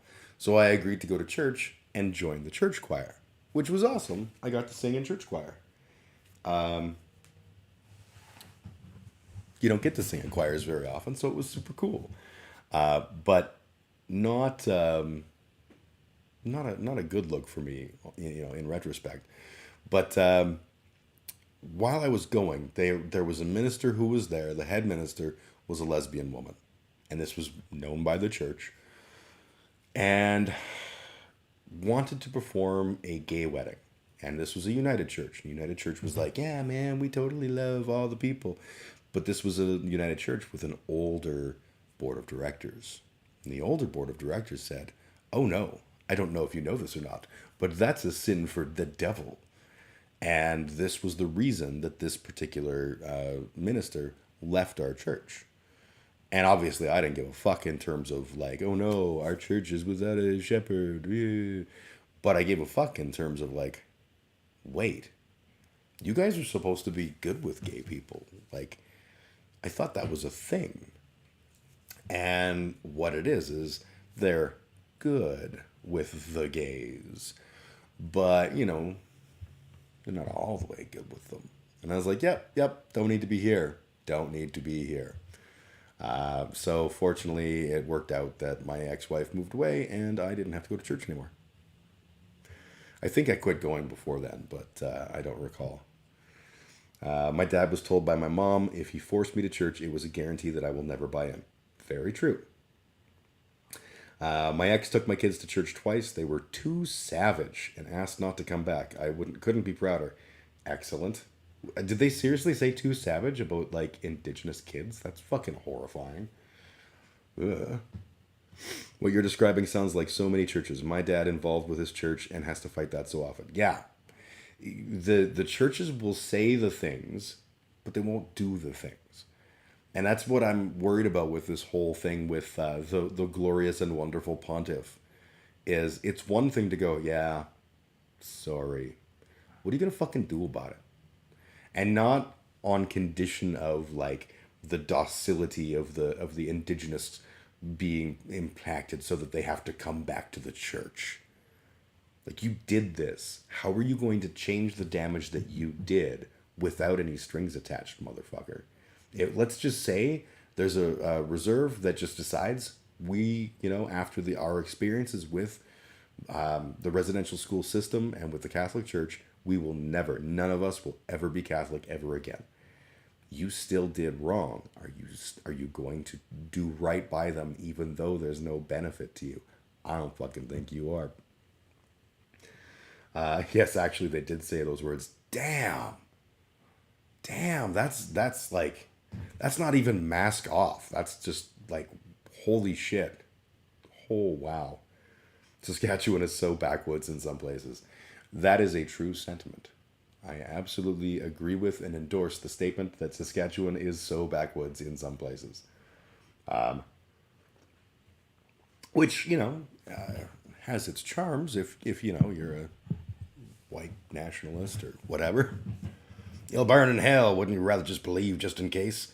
What is that called again? Is that Pascal's wager? Let me just check. Pascal's wager. I think that's what that is.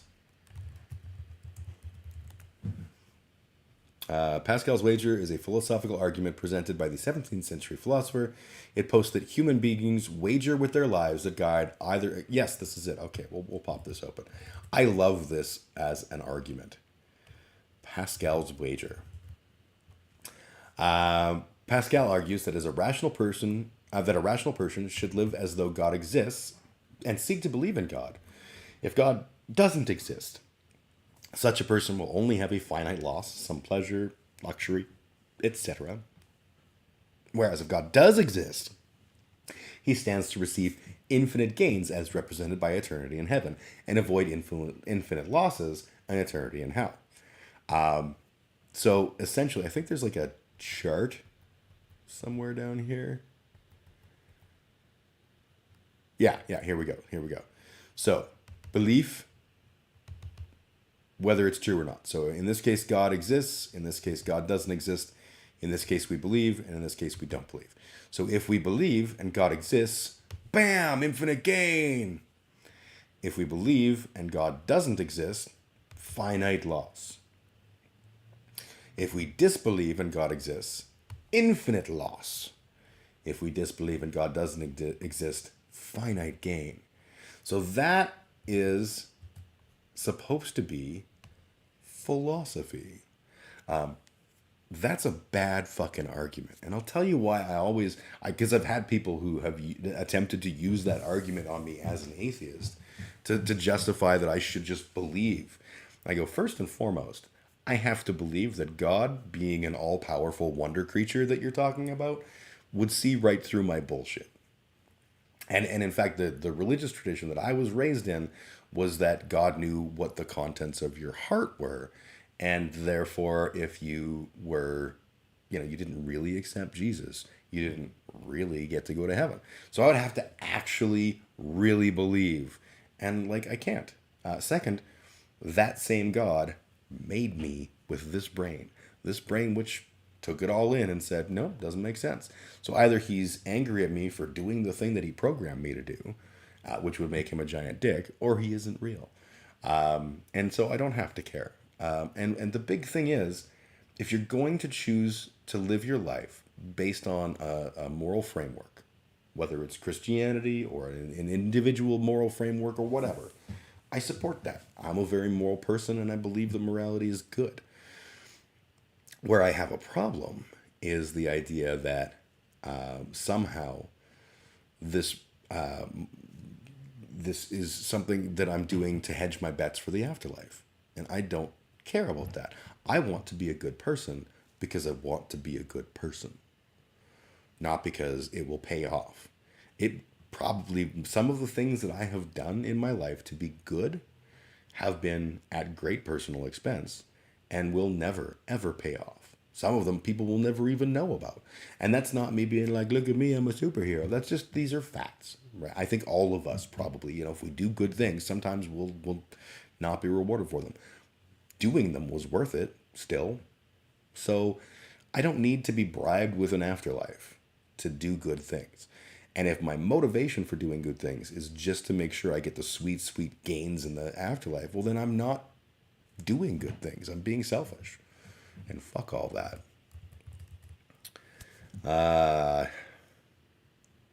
Ask my friends and family are going to hell, and I think that there's booze. Or all my friends and family are going to hell, and I think there's booze. My best friend always jokes that like she's going to hell, and she's looking for a management position. And yeah, totally.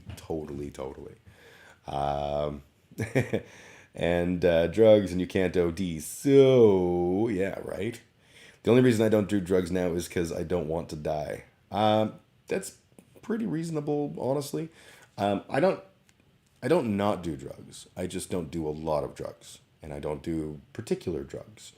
The one drug that I will do from time to time is one that I can't do regularly, and that is just a fun 8 to 12 hours of fun. But I don't do it often. I haven't done it in like 2.5 or no. I don't know, when was the last 420 festival? That was the day. Are you saying God isn't a giant tagay, Jim? It's true. God is a weak person. God is impotent. That's another scratching my leg. Who was the guy there? One sec.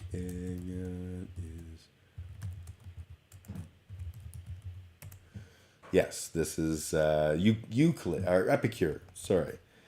If I just pop open this ridiculous image of it. Yeah, that'll work.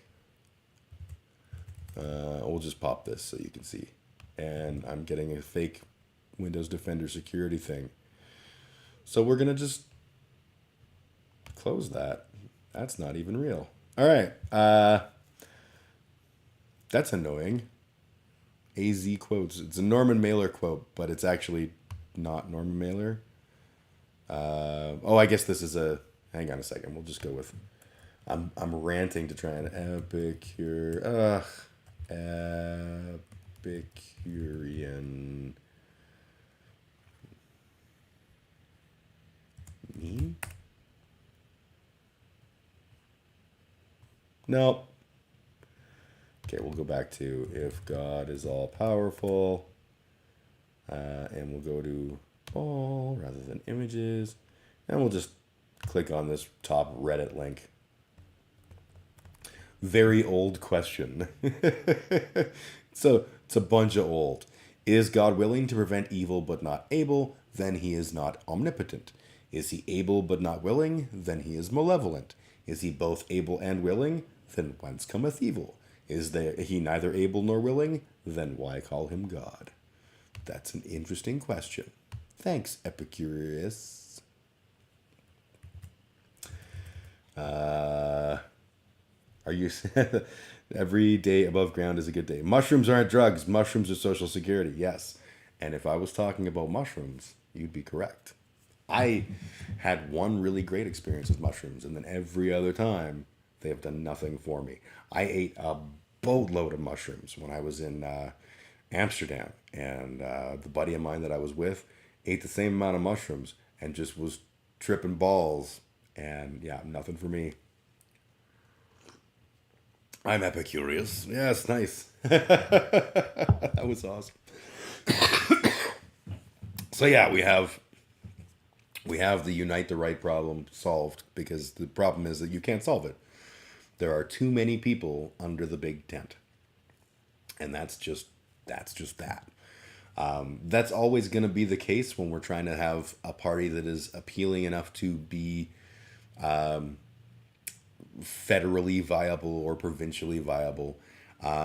You can come under the same banner for a little while, and then you start to realize that there's a world of difference between you and the others. You know, like we talk about the left and the right, but both of those are wildly different.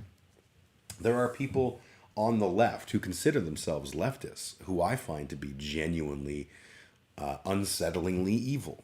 You know, that's a thing. There are people who are on the right who I think are morally good, and there are people who are on the right who are fucking monsters. Hope everyone has an awesome weekend and life in general, and specifically bye for now. All right, you take care. I'm Canadian. Always a pleasure, my friend. Thank you for popping in. But yeah. It's impossible to please everybody, right? And if you can't please everybody, then you're going to displease somebody. I should do the daily rhombus. I hope if I Am Canadian is still available to see real quick, we'll do the daily rhombus, because this was his idea. So weekly rhombus. I always say daily. It's the weekly rhombus. Our weekly rhombus is an important topic. Where's my fucking window? We're going to talk about kindness and paralysis, which is stupid, but it's a thing that I thought was kind of interesting. So I had a scenario recently where I acted very rhombusfully, and it didn't go very well.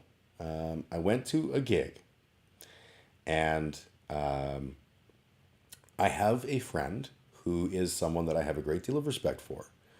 And that person recently sort of unfriended me and unfollowed me on all the things. And we'd had a conversation immediately beforehand that was... there was, I think, a lot of misunderstanding and there's a lot of emotion involved. And I basically had tried to say, like, hey, listen, I get it. I love you. I'm here. And then the reaction was the removal of all the things, removed me off of social media. So I get that. My brain, when that happens, my brain says, okay, this is a person who's not happy with me. I'm not going to say I feel that that's I'm charming and wonderful. So obviously no one should ever be mad at me. And yet people are going to be. And it's okay that people are going to be mad at me. And either they're going to eventually change their mind or they're not. But I'm not going to do things to aggress towards them. I didn't talk about it. I didn't, post about it or anything like that. Not my business. I am not really, I'm a little bit, hey, that sucked. But I'm not, hurt by it. And I believe in my heart that this person will eventually go, you know what? I had to take a break. Jim's not so bad. I'll come back and add him as a friend again, right? That's my hope. And if the hope doesn't come to pass, then that's okay too. Because, maybe that person maybe I hurt them. Maybe, like, and without knowing the particulars, I can't really fix it. So I'll lay low and let time march by. Time marches on. So that's my hope too. Yeah, Sugar actually knows specifically the conversation I'm referring to and the person that I'm referring to. And again, there's nothing that I'm saying should be construed in any way as this person bad, me good, or any of that stuff. That's totally not the way. So I went to a gig, and that person was outside of the gig with a group of people. And just sort of for unrelated purposes, just happened to be that they were standing here. The gig I was going to was here. And I had this moment where I ran into this sort of paralysis kind of vibe that I wanted to talk about. And it's not about me giving you advice in this particular case, oh, my rhombus friends. It's about me asking for advice. Because I came off the train, started walking towards, and then very quickly I saw the person. And my brain, the way that I interpreted the situation was, this is a person who does not want to be around me. This is a person who doesn't want to see me on social media. This is a person who's mad at me and probably has a lot of hurt feelings that whether intentionally or otherwise, I did. So I don't want to make them any worse. I don't want to make them feel bad. Because my reaction will always be like, hey, a person that I care about. Oh, hey, come here, you. And in this circumstance, I was like, what are the odds that that's going to make them uncomfortable and make them hurt? So I reacted out of the paralysis that came from that, and not paralysis in the standing still or whatever, but I just sort of walked on by. I'm not going to make a thing out of it. Just going to walk on by. I was having a smoke, so I had my cigarette outside the venue and didn't look, didn't nothing, because I didn't want to exacerbate the problems that existed between us. And the end result is I think I chose the wrong answer. A mutual friend received some messages that said that I had snubbed them and that they were hurt by that. And I was like, oh, fuck. I did the wrong thing. But, in my defense, which I don't think is necessary, because I don't think there's anything I did that was either defensible or indefensible, and vice versa. I didn't know how it would be taken. But I wonder what the right thing to do in these kinds of situations is. And I don't know the answer to that. One of the problems that us rhombuses face and that we will have to wrestle with is this balance of being motivated by kindness for other people and the potential that we can get paralyzed by that and do the wrong thing as a result of that. You can answer this? Well, I would love to hear your answer. Because I can't. I literally, I thought that was exactly the thing that would be the right thing to do, and it clearly was not. And I think hurt some feelings that I didn't want to hurt any further. So I am curious. I am very curious to see the answer. I want to drink some coffee. I ruffle all the feathers all the time. Yes, you do. You are a very good feather ruffler, and it's one of the qualities in you that I find most charming.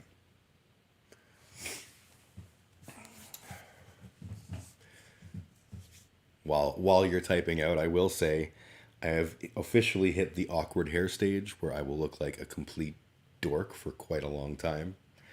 But I wanted to grow it out, and now we have to deal with the consequences. So it'll either get cool or it won't. But we'll see. Again, if you're watching at home, we're asking the question and Sugar's answering in the chat, and thus the pregnant pause. Because you can't be a kind of pregnant pause. I almost said pregnancy, it's what's for dinner, and I don't know why. It literally popped into my head. I was like, let's say that. And then I was like, wait, what? So I'm a broken toy. When I know that people are upset with me, I simply offer them a smoke and tobacco and ask if they have anything they wanted to talk to me about. And if the situation was different, I think that's probably what I would have done under those circumstances, because it was the first time I had encountered them since this altercation. The problem was that they were with a group, and that group was there for stuff. And I felt like if I did that, I would actually be drawing them away from that group and taking, because they're doing stuff that's important stuff, and taking her out of that scenario would probably have been selfish. So I don't know. That was kind of, the mental gymnastics I did at the time. Sometimes they refuse, but I've done my part. Yes, exactly.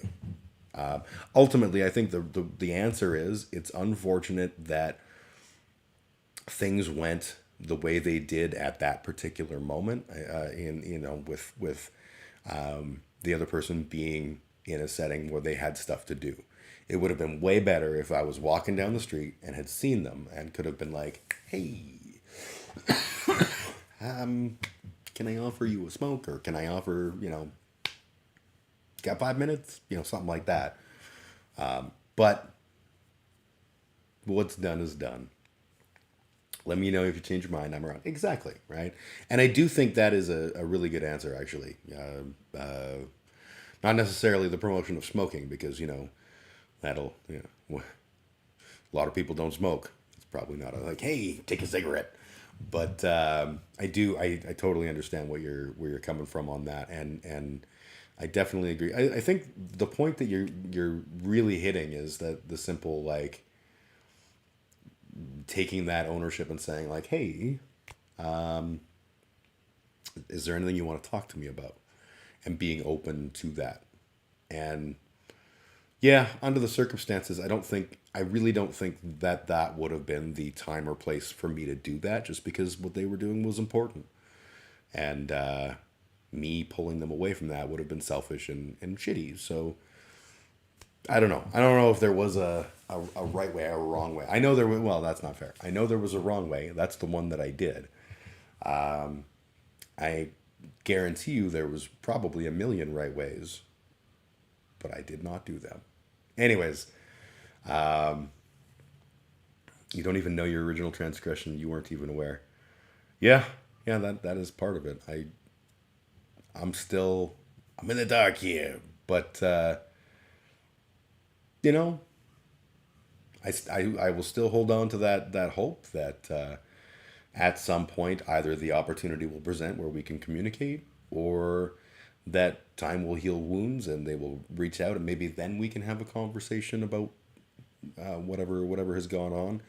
Either way, I do not wish them ill. I wish them nothing but well, and I hope that things are going good. It's all I can do, and just continue being the best version of me that I can, and taking into account other people's feelings, and trying to learn from my mistakes, because I will make mistakes. Look at this hair. That's proof. I make mistakes. But I have a feeling like it's going to work out. The hair, at least. Everything else, who knows? All right, I'm going to take another pause now. I'm going to switch up the song so you don't have to listen to the same track of awesomeness. We'll put on Blurk Derp, which is also known... Is it Blurk Derp? I'm worried that Blurk Derp might be the wrong one. If Blurk Derp is the one that has actual...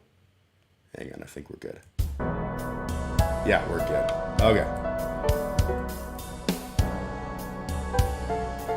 Did this mean I rhombused? You rhombused so well. But you always do. You're a rhombus, just like us. Rhombuses are fucking awesome. Alright, I'm gonna take a pause, and I will be back, and we'll do some karaoke, and maybe some other chat and stuff.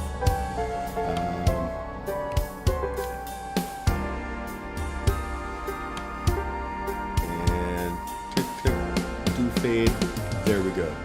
There we go. All right. BRB, LOL, ROFL, MAO.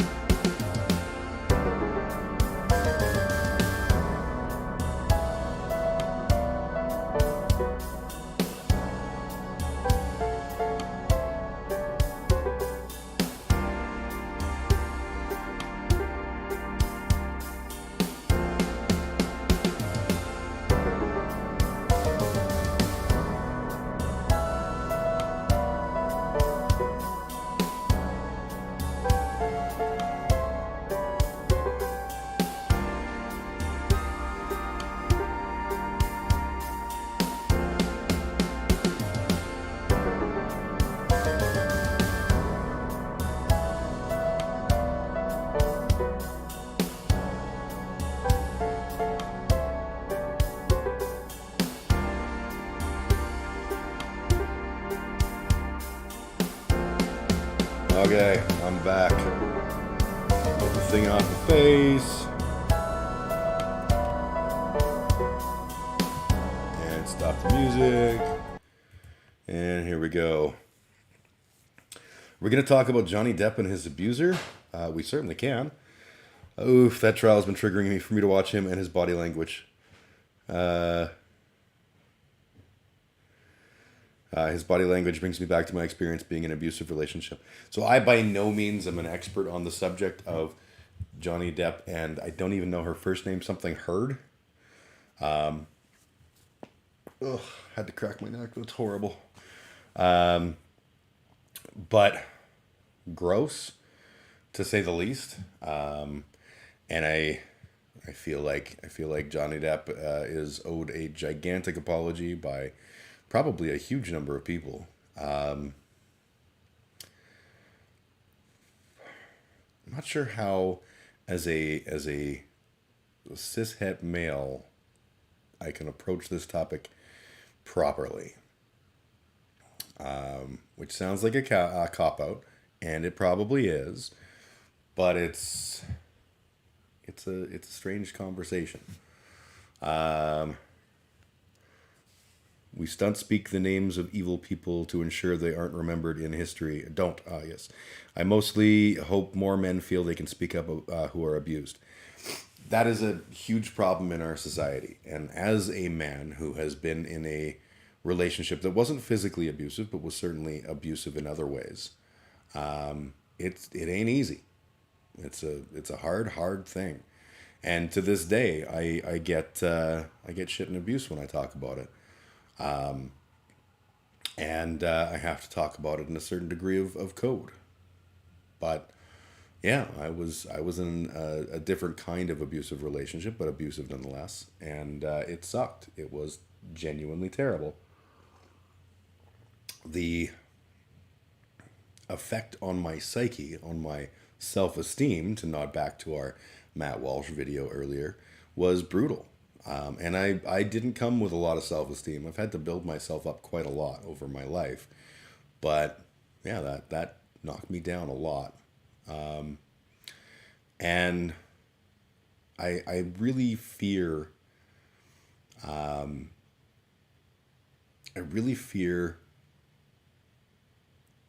our current state is such that we are, I think the pendulum is swinging the other way in terms of how we view as a society a lot of stuff.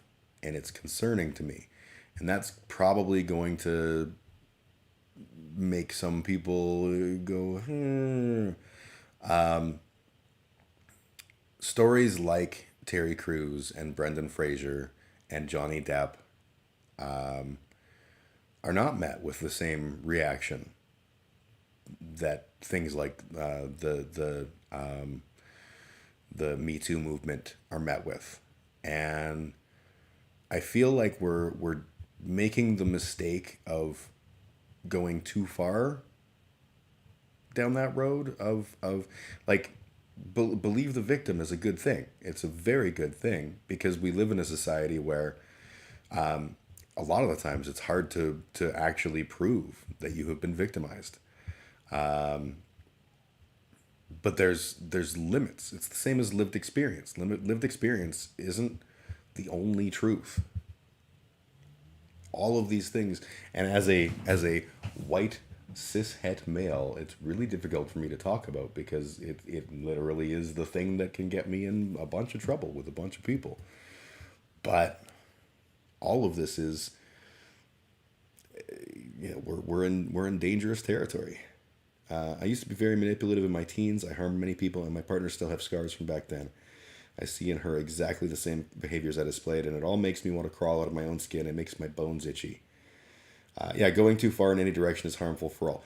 But that said, like it's a tricky little balance because not going far enough is also genuinely problematic.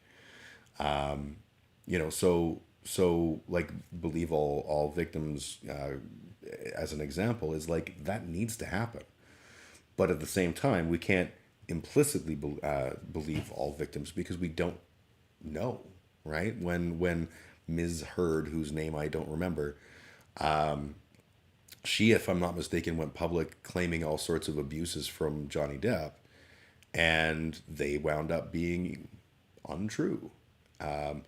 The appropriate response from society's perspective was, yeah, believe the victim, believe her.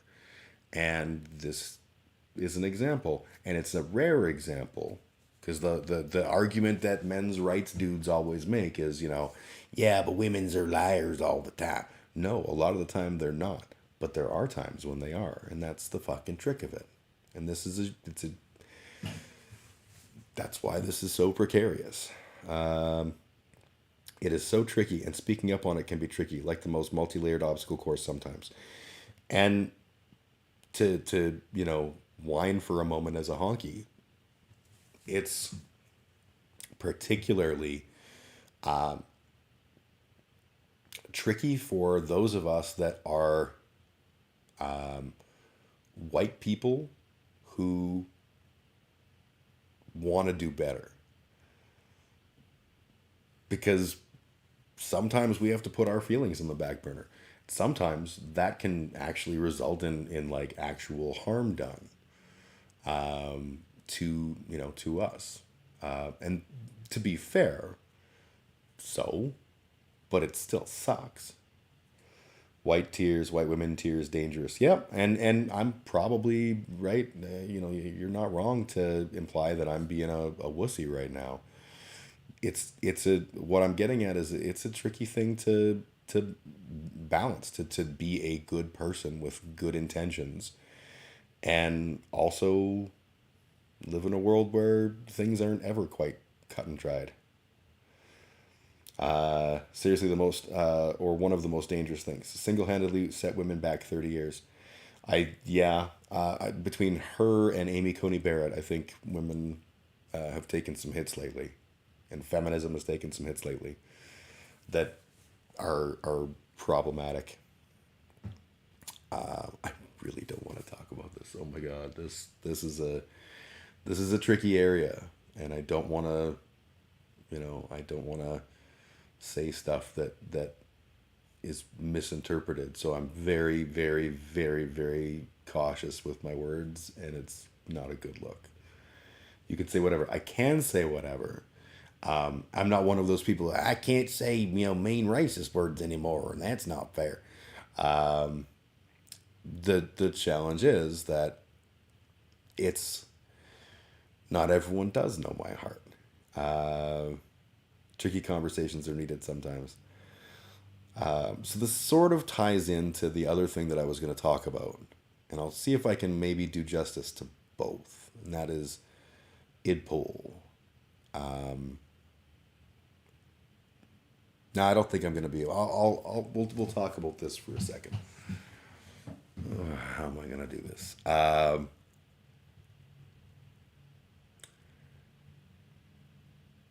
Topics like abuse, conversations need to happen. Men are abused.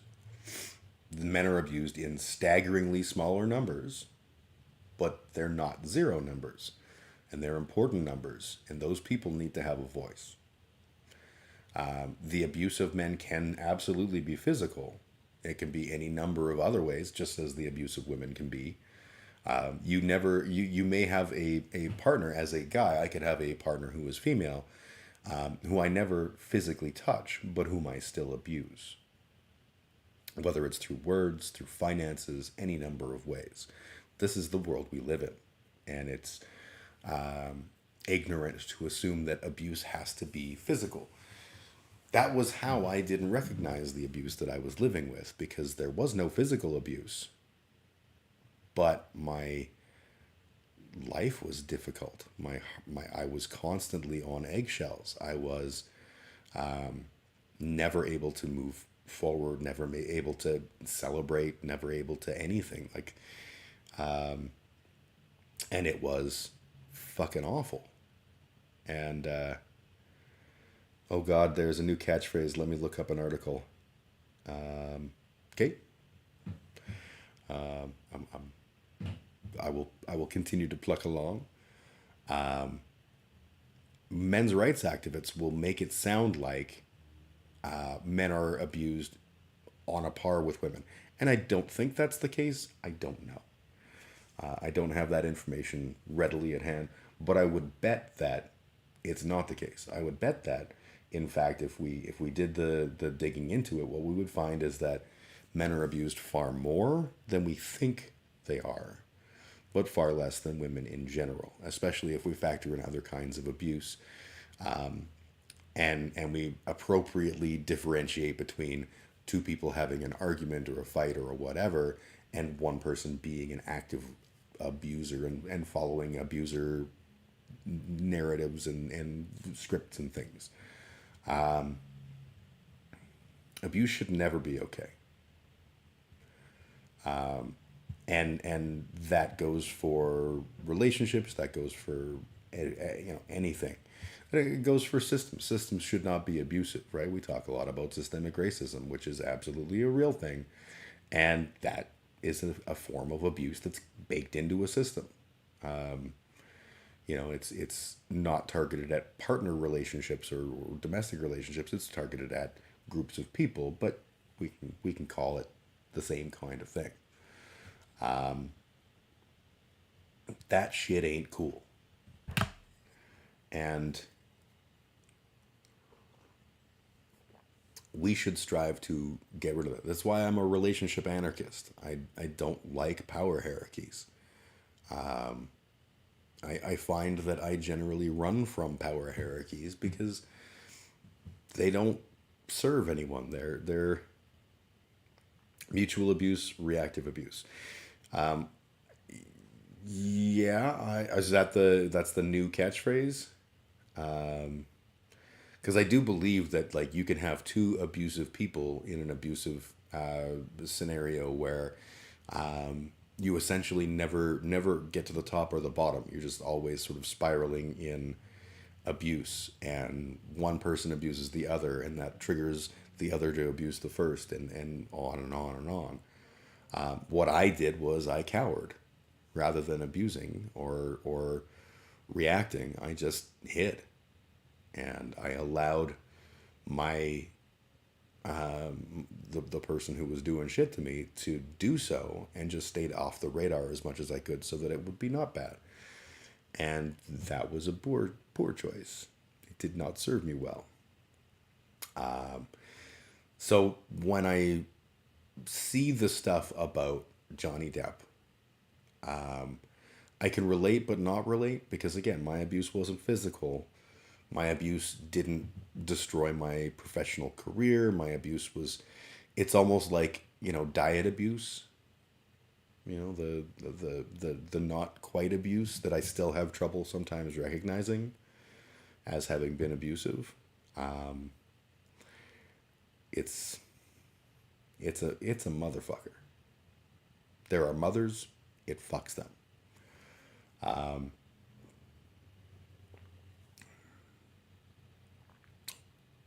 We have to be careful when we get swept up in moments. And Me Too was a moment, and it was an important moment, and it was a beautiful moment. And I love that I believe what we did was we took the level, the needle on the record, and we moved it forward. And we got to a better place than we were in. But along the way, there were people that were hurt. Unreasonably hurt. Johnny Depp would be an example of that. I can think of other examples of people who were hurt by it. And that sucks. The overall benefit is good, but people get caught in the crossfire. And I look at Brendan Fraser. I think is the best example. And again, I don't follow celebrity news, so I could be completely wrong about all of this. My understanding was Brendan Fraser was one of the first people that talked about him being a victim of abuse, and people basically gave him shit for trying to co-opt the Me Too movement. And I don't know if maybe his phrasing or his delivery was such that sort of seemed justified or whatever. Like, I legitimately don't know. But it was interesting to see people hear him say, I was abused, and go, yeah, but shut up. That really didn't sit well with me. Terry Crews at least had people believe, at least from what I saw, people were like, yeah, it's weird that it happens to both. Then you look at stories like the fucking Corey Haim and Corey Feldman and the shit and abuse and horrors that they went through at the hands of people. And it just, like, it breaks your soul. One-upping is a thing, but it's a product of trauma bonding, and one person causing harm and the other person reacting isn't abuse. It's navigating to survive. Yeah, Fraser has since been vindicated, but the trauma of that response to him too. Yeah, I can't imagine, like, the idea of coming forward with a, in public as a celebrity with a very painful admission and being met like that would have been horrible. Absolutely horrible. But, geez, it's the bitch of it is, it ain't an easy world. And there's no simple answer to is there a time to come forward? Is there a time not to come forward? Is there all that kind of stuff? Because the honest answer is there's always people should feel comfortable to come forward and to speak their truth. And then Brendan Fraser does it, and they're like, "Not right now, motherfucker." That's awful.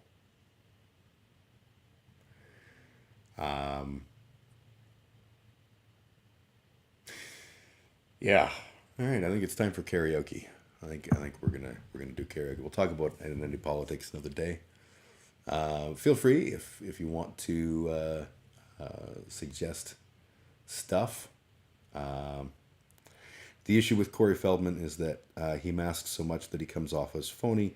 The people who abused him are still famous, and that part really grosses me out. He really comes across like a very broken, sort of almost foolish, and like, I grew up in that era. That era was very much like, when allegations about Michael Jackson abusing children came about, a surprising number of people were like, no, that can't be. He's obviously just being leveraged by greedy people who should have known better, right? If a grown-ass adult wants to have children sleep in their house, obviously that's not right. Bullshit. But that was the fucking narrative. The stories that I've heard about what happened with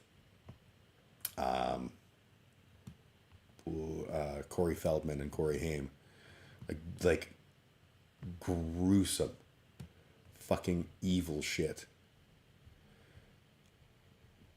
But like, people seem to be okay. People seem to be like, yeah, that's what happens or whatever. Like, the world's fucked.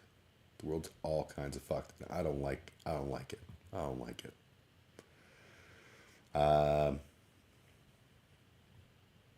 So yeah, we're gonna do some karaoke. I'm gonna take my mind off the terrible with some karaoke. I got 3 songs I've picked out, all from different places and stuff, and hopefully you will enjoy. And I gotta make sure that that looks like it's working. Okay, so I'm gonna fade over, and then we'll do this. First song, Blue Oyster Cult. I actually wanted to find the Gus version of this song, because Gus did a way better cover of it, in my opinion. I have no idea if I can sing this, and we'll find out.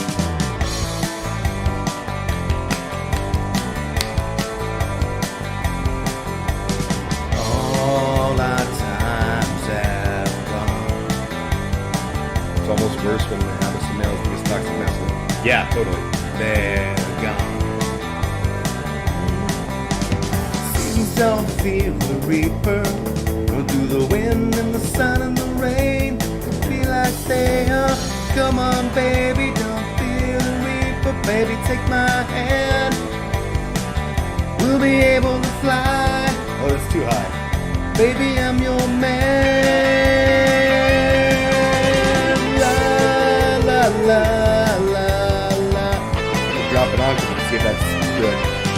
La la la la la. More cowbell, they said. I'm pretty sure I'm going to learn the real lyrics to this too, right?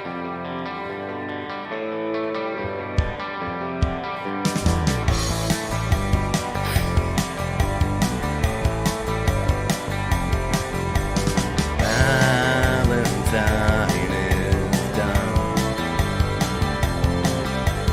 here, but now they're gone. Romeo and Juliet are together in eternity. Romeo and 40,000 men and women every day. 40,000 men and women every day. We find happiness fucking every day. Come on, baby, don't fear the reaper. And we'll be able to fly. Baby, I'm your man. La la la la la. I didn't know the words either, sugar. La la la la la. The song is definitely not in the right range for me to sing properly. Instrumental.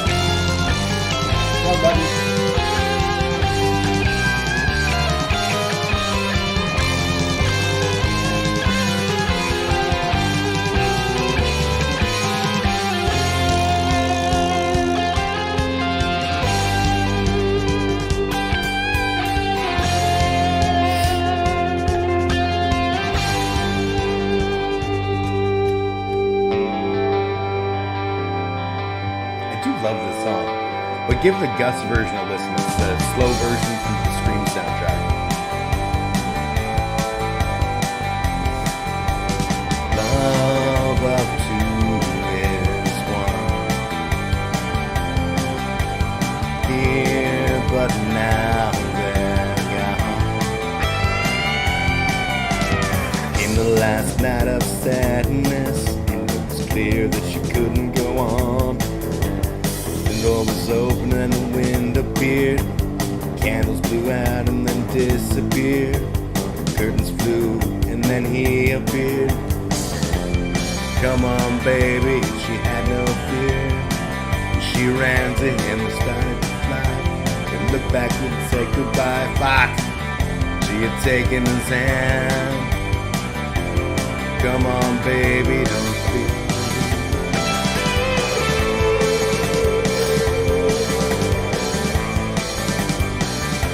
The best karaoke for me. Could have been worse.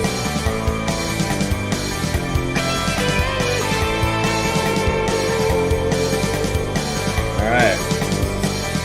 Go to the next song. This I tried doing the other day and it did not go well. So we'll see. An old pop song next? Okay, well, we'll see. This is not an old pop song. The old devils are at it again. Who knows what they'll do? And it's true right now like it was back then. The old devils are at it again. That's a little low. From behind these bars, the view don't change. Desperation, death, and despair. From what little I hear of the outside world, Well, it's not too different out there. And they tell me there's a war without no end. The old devils are at it again. They died by the millions, children, women, and men. The old devils are at it again. Actually, William Elliott Whitmore.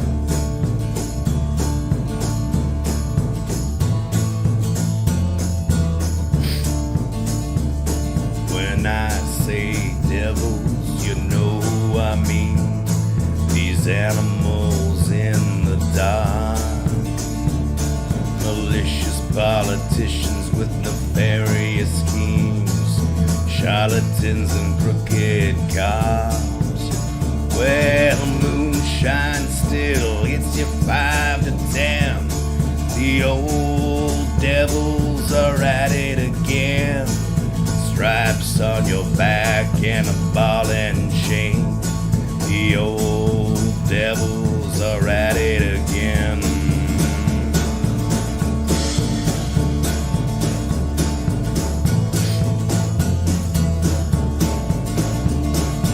Two men stare out of prison bars, wondering what got them here.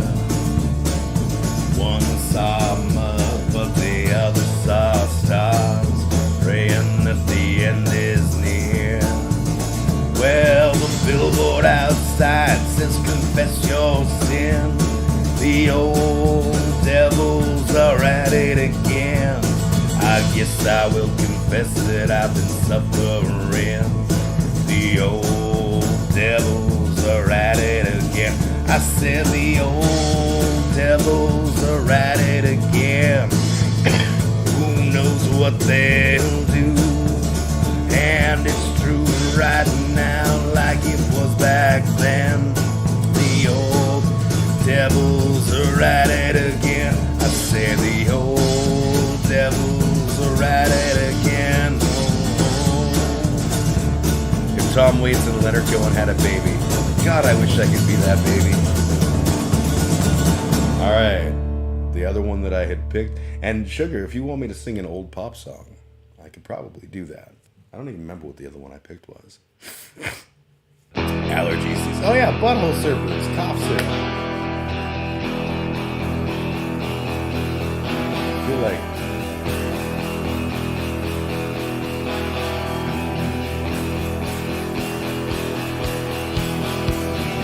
she played for the Angels.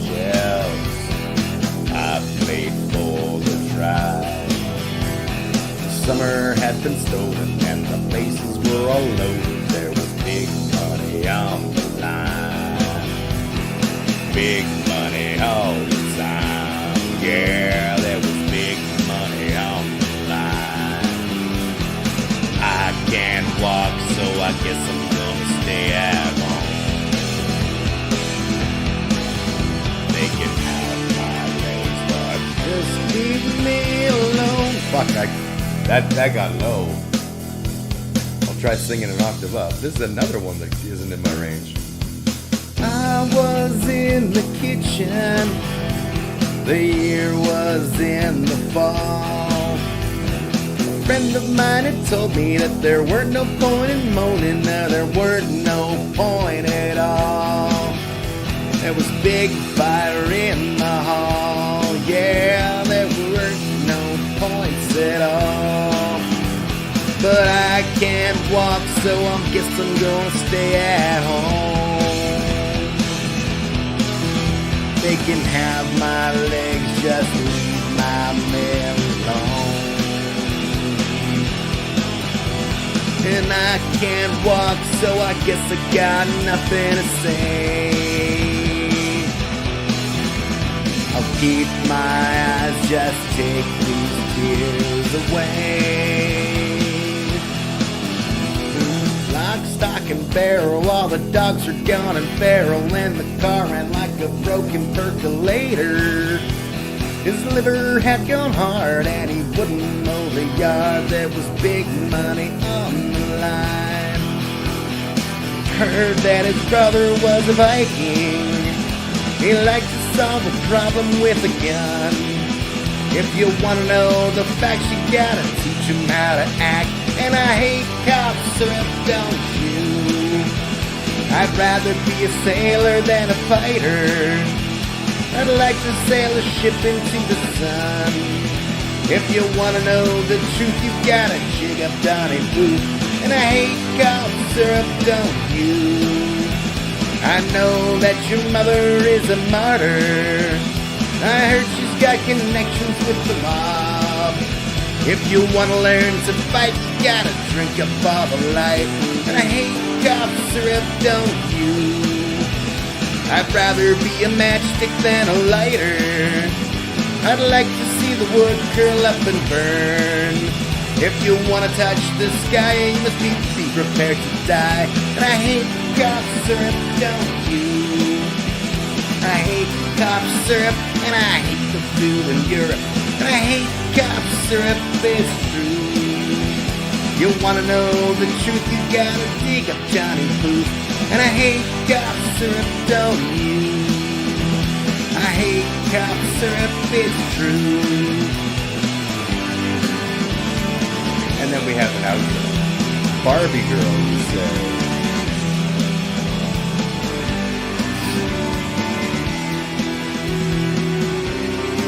It's a duet. I'll try. Just for you, sugar. Alright. Let's see how well I can do both parts of Barbie Girl.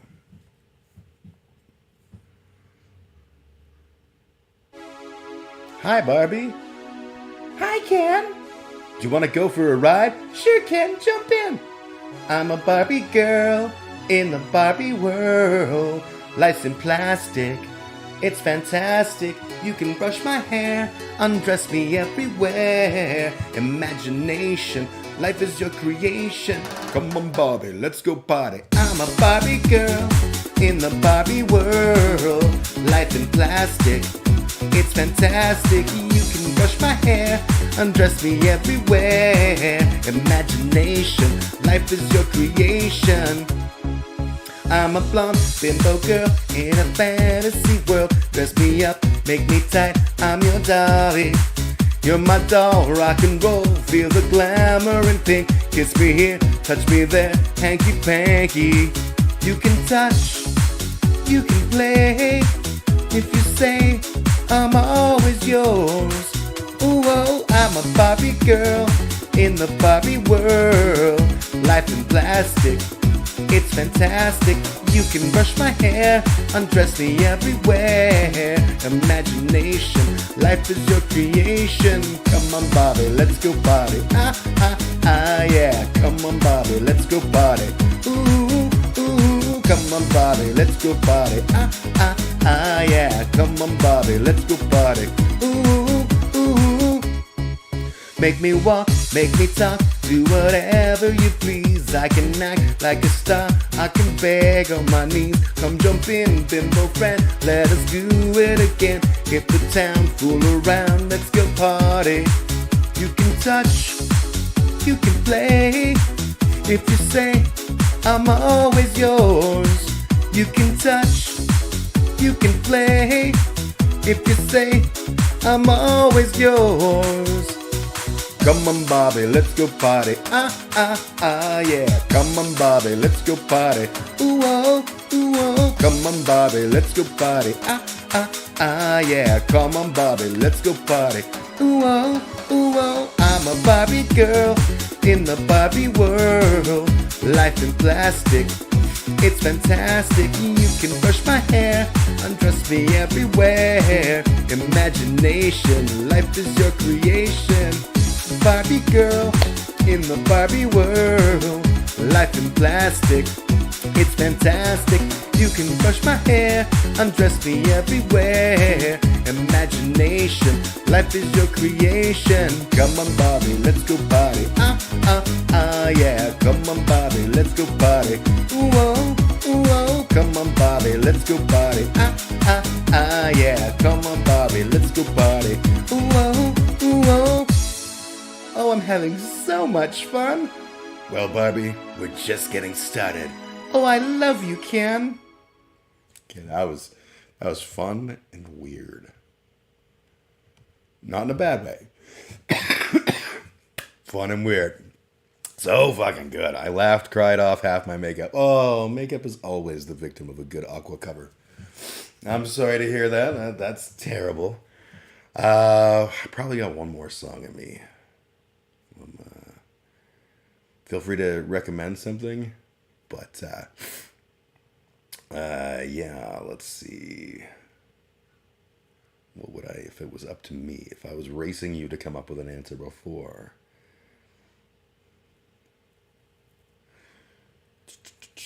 I'm going to hide this for a second so you can't see. 50s folk? You know what? I will go similar but different. I'm going to go with Leonard Cohen, which isn't 50s folk, but is folky. Let's see what songs. Let's do Suzanne. I like this song. So it's not 50s folk, but it's something. Suzanne takes you down to her place near the river. You can hear the boats go by and you can spend the night beside her. And you know that she's half crazy, but that's why you wanna be there. And she feeds you tea and oranges that come all the way from China. And just when you mean to tell her that you have no love to give her, then she gets you on her wavelength. And she lets the river answer that you've always been her lover. And you want to travel with her, and you'll want to travel blind. And you know she will trust you, for you've touched your perfect body with your mind. Feels like an opium tune. Let's do opium. And Jesus was a sailor when he walked upon the water.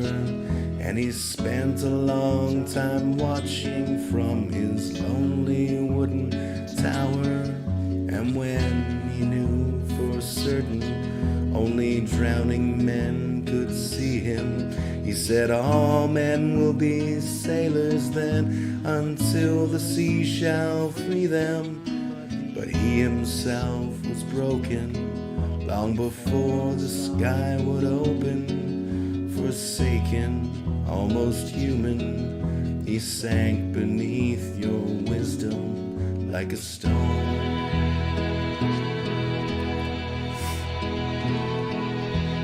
And you'll want to travel with him, and he'll want to travel blind. And you think maybe you'll trust him, for he's touched your perfect body with his mind. Karaoke has been the perfect mood boost. Well, good. Now Suzanne takes your hand, and she leads you to the river. She's wearing rags and feathers from Salvation Army counters, and the sun pours down like honey on Our Lady of the Harbor. And she shows you where to look among the garbage and the flowers. There are heroes in the seaweed, there are children in the morning. They are leaning out for love. They will lean that way forever, while Suzanne holds the mirror. And you want to travel with her, and you want to travel blind. And you know you can trust her, for she's touched your perfect body with her mind.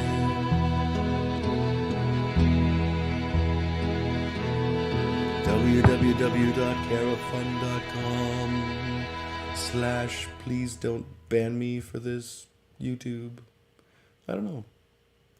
Okay, I don't know. It's like aftercare. Yes. It's my way of holding you close and patting you on the back and saying it's okay. It's okay. Glad to be back on Twitch again for these chats and karaoke. But you know what? She loves puns. It's good to have you. Being who I am, I was like, oh, She Loves Puns doesn't come around anymore. Must have been because of something I said, because that's how I do. But it's nice to have you back. Also, please don't take that as me being like, you disappeared and I noticed it. That's not what I meant by that. Thank you so much. Oh, thank you, Sugar. Always a pleasure. I thoroughly enjoy when both of you are on the stream and we get to have these special moments together. And thank you for sort of helping me through the awkward part where I was like, hey, let's talk about me too. Shit. It was a crazy time. Some dark stuff and in a happy place, lol. Good, yes. Not good that there was dark stuff. I'm glad that you're in a happy place. That's the key. Yeah, I've had a rough little while too. Not gonna lie, it's been not awesome. I've had way too much on my plate and way too much expectation, and yeah, I don't know how it's all gonna pan out in the long run, but hopefully it'll be all right. Either way, I'm still gonna keep on doing what I do and keep on smiling and shining and knowing you can always count on me for show, because that's what friends are for. But yeah, definitely, my heart is with you. If you're going through some rough times, hopefully they pass and we get through them all and everything's good. Big love to y'all. Big love to you, Sugar. Thank you. My dad had cancer surgery and almost died from an infection, and then I crashed and burned emotionally. So yeah, I would say that's probably a pretty understandable reason to crash and burn. I feel really isolated from my parents. I haven't seen them in a couple of years now because of the whole COVID thing, but also because of, I don't have money. I'm now the sole guardian of not sole guardian, but my two kids live with me, my two boys. And if I go to visit my parents, they're in another city. That involves like all of us going and a whole lot of expense that I just can't do. And they're, I know I look like I'm in my early 20s, but I am in fact not. And my parents are also not. They're no Springer chickens.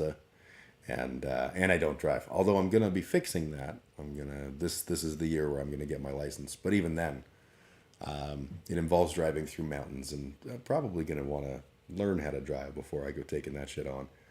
And the day I was willing to teach you, you ditched. Hey, I don't recall the particulars now, but suffice to say, if I ditched, it would have been because of circumstances that were important. I'm not good at. Unfortunately, in my life, when it comes to doing things for me, it's really hard for me to make that happen, especially of late. So that's a thing. I live within a 20 drive of both parents and most of my siblings. I actually live nowhere near my sister. I was hungover. Oh, I would have been brutally hungover then. And I consider that a valid excuse. If I was brutally hungover, then it's not time to learn to, hop behind a car. That's probably, when it's hardest to do things for yourself is when you need it the most. Yeah, that is very true. I learned that lesson in a very obscure way when I was doing Taekwondo, just starting out. I was at my all-time fattest. And I was going to a gym and I was doing Taekwondo and I was playing football, like flag football. And I was terrible at all those things. No athletic ability whatsoever. But I would go to the gym and I would work and I would be so fucking sore.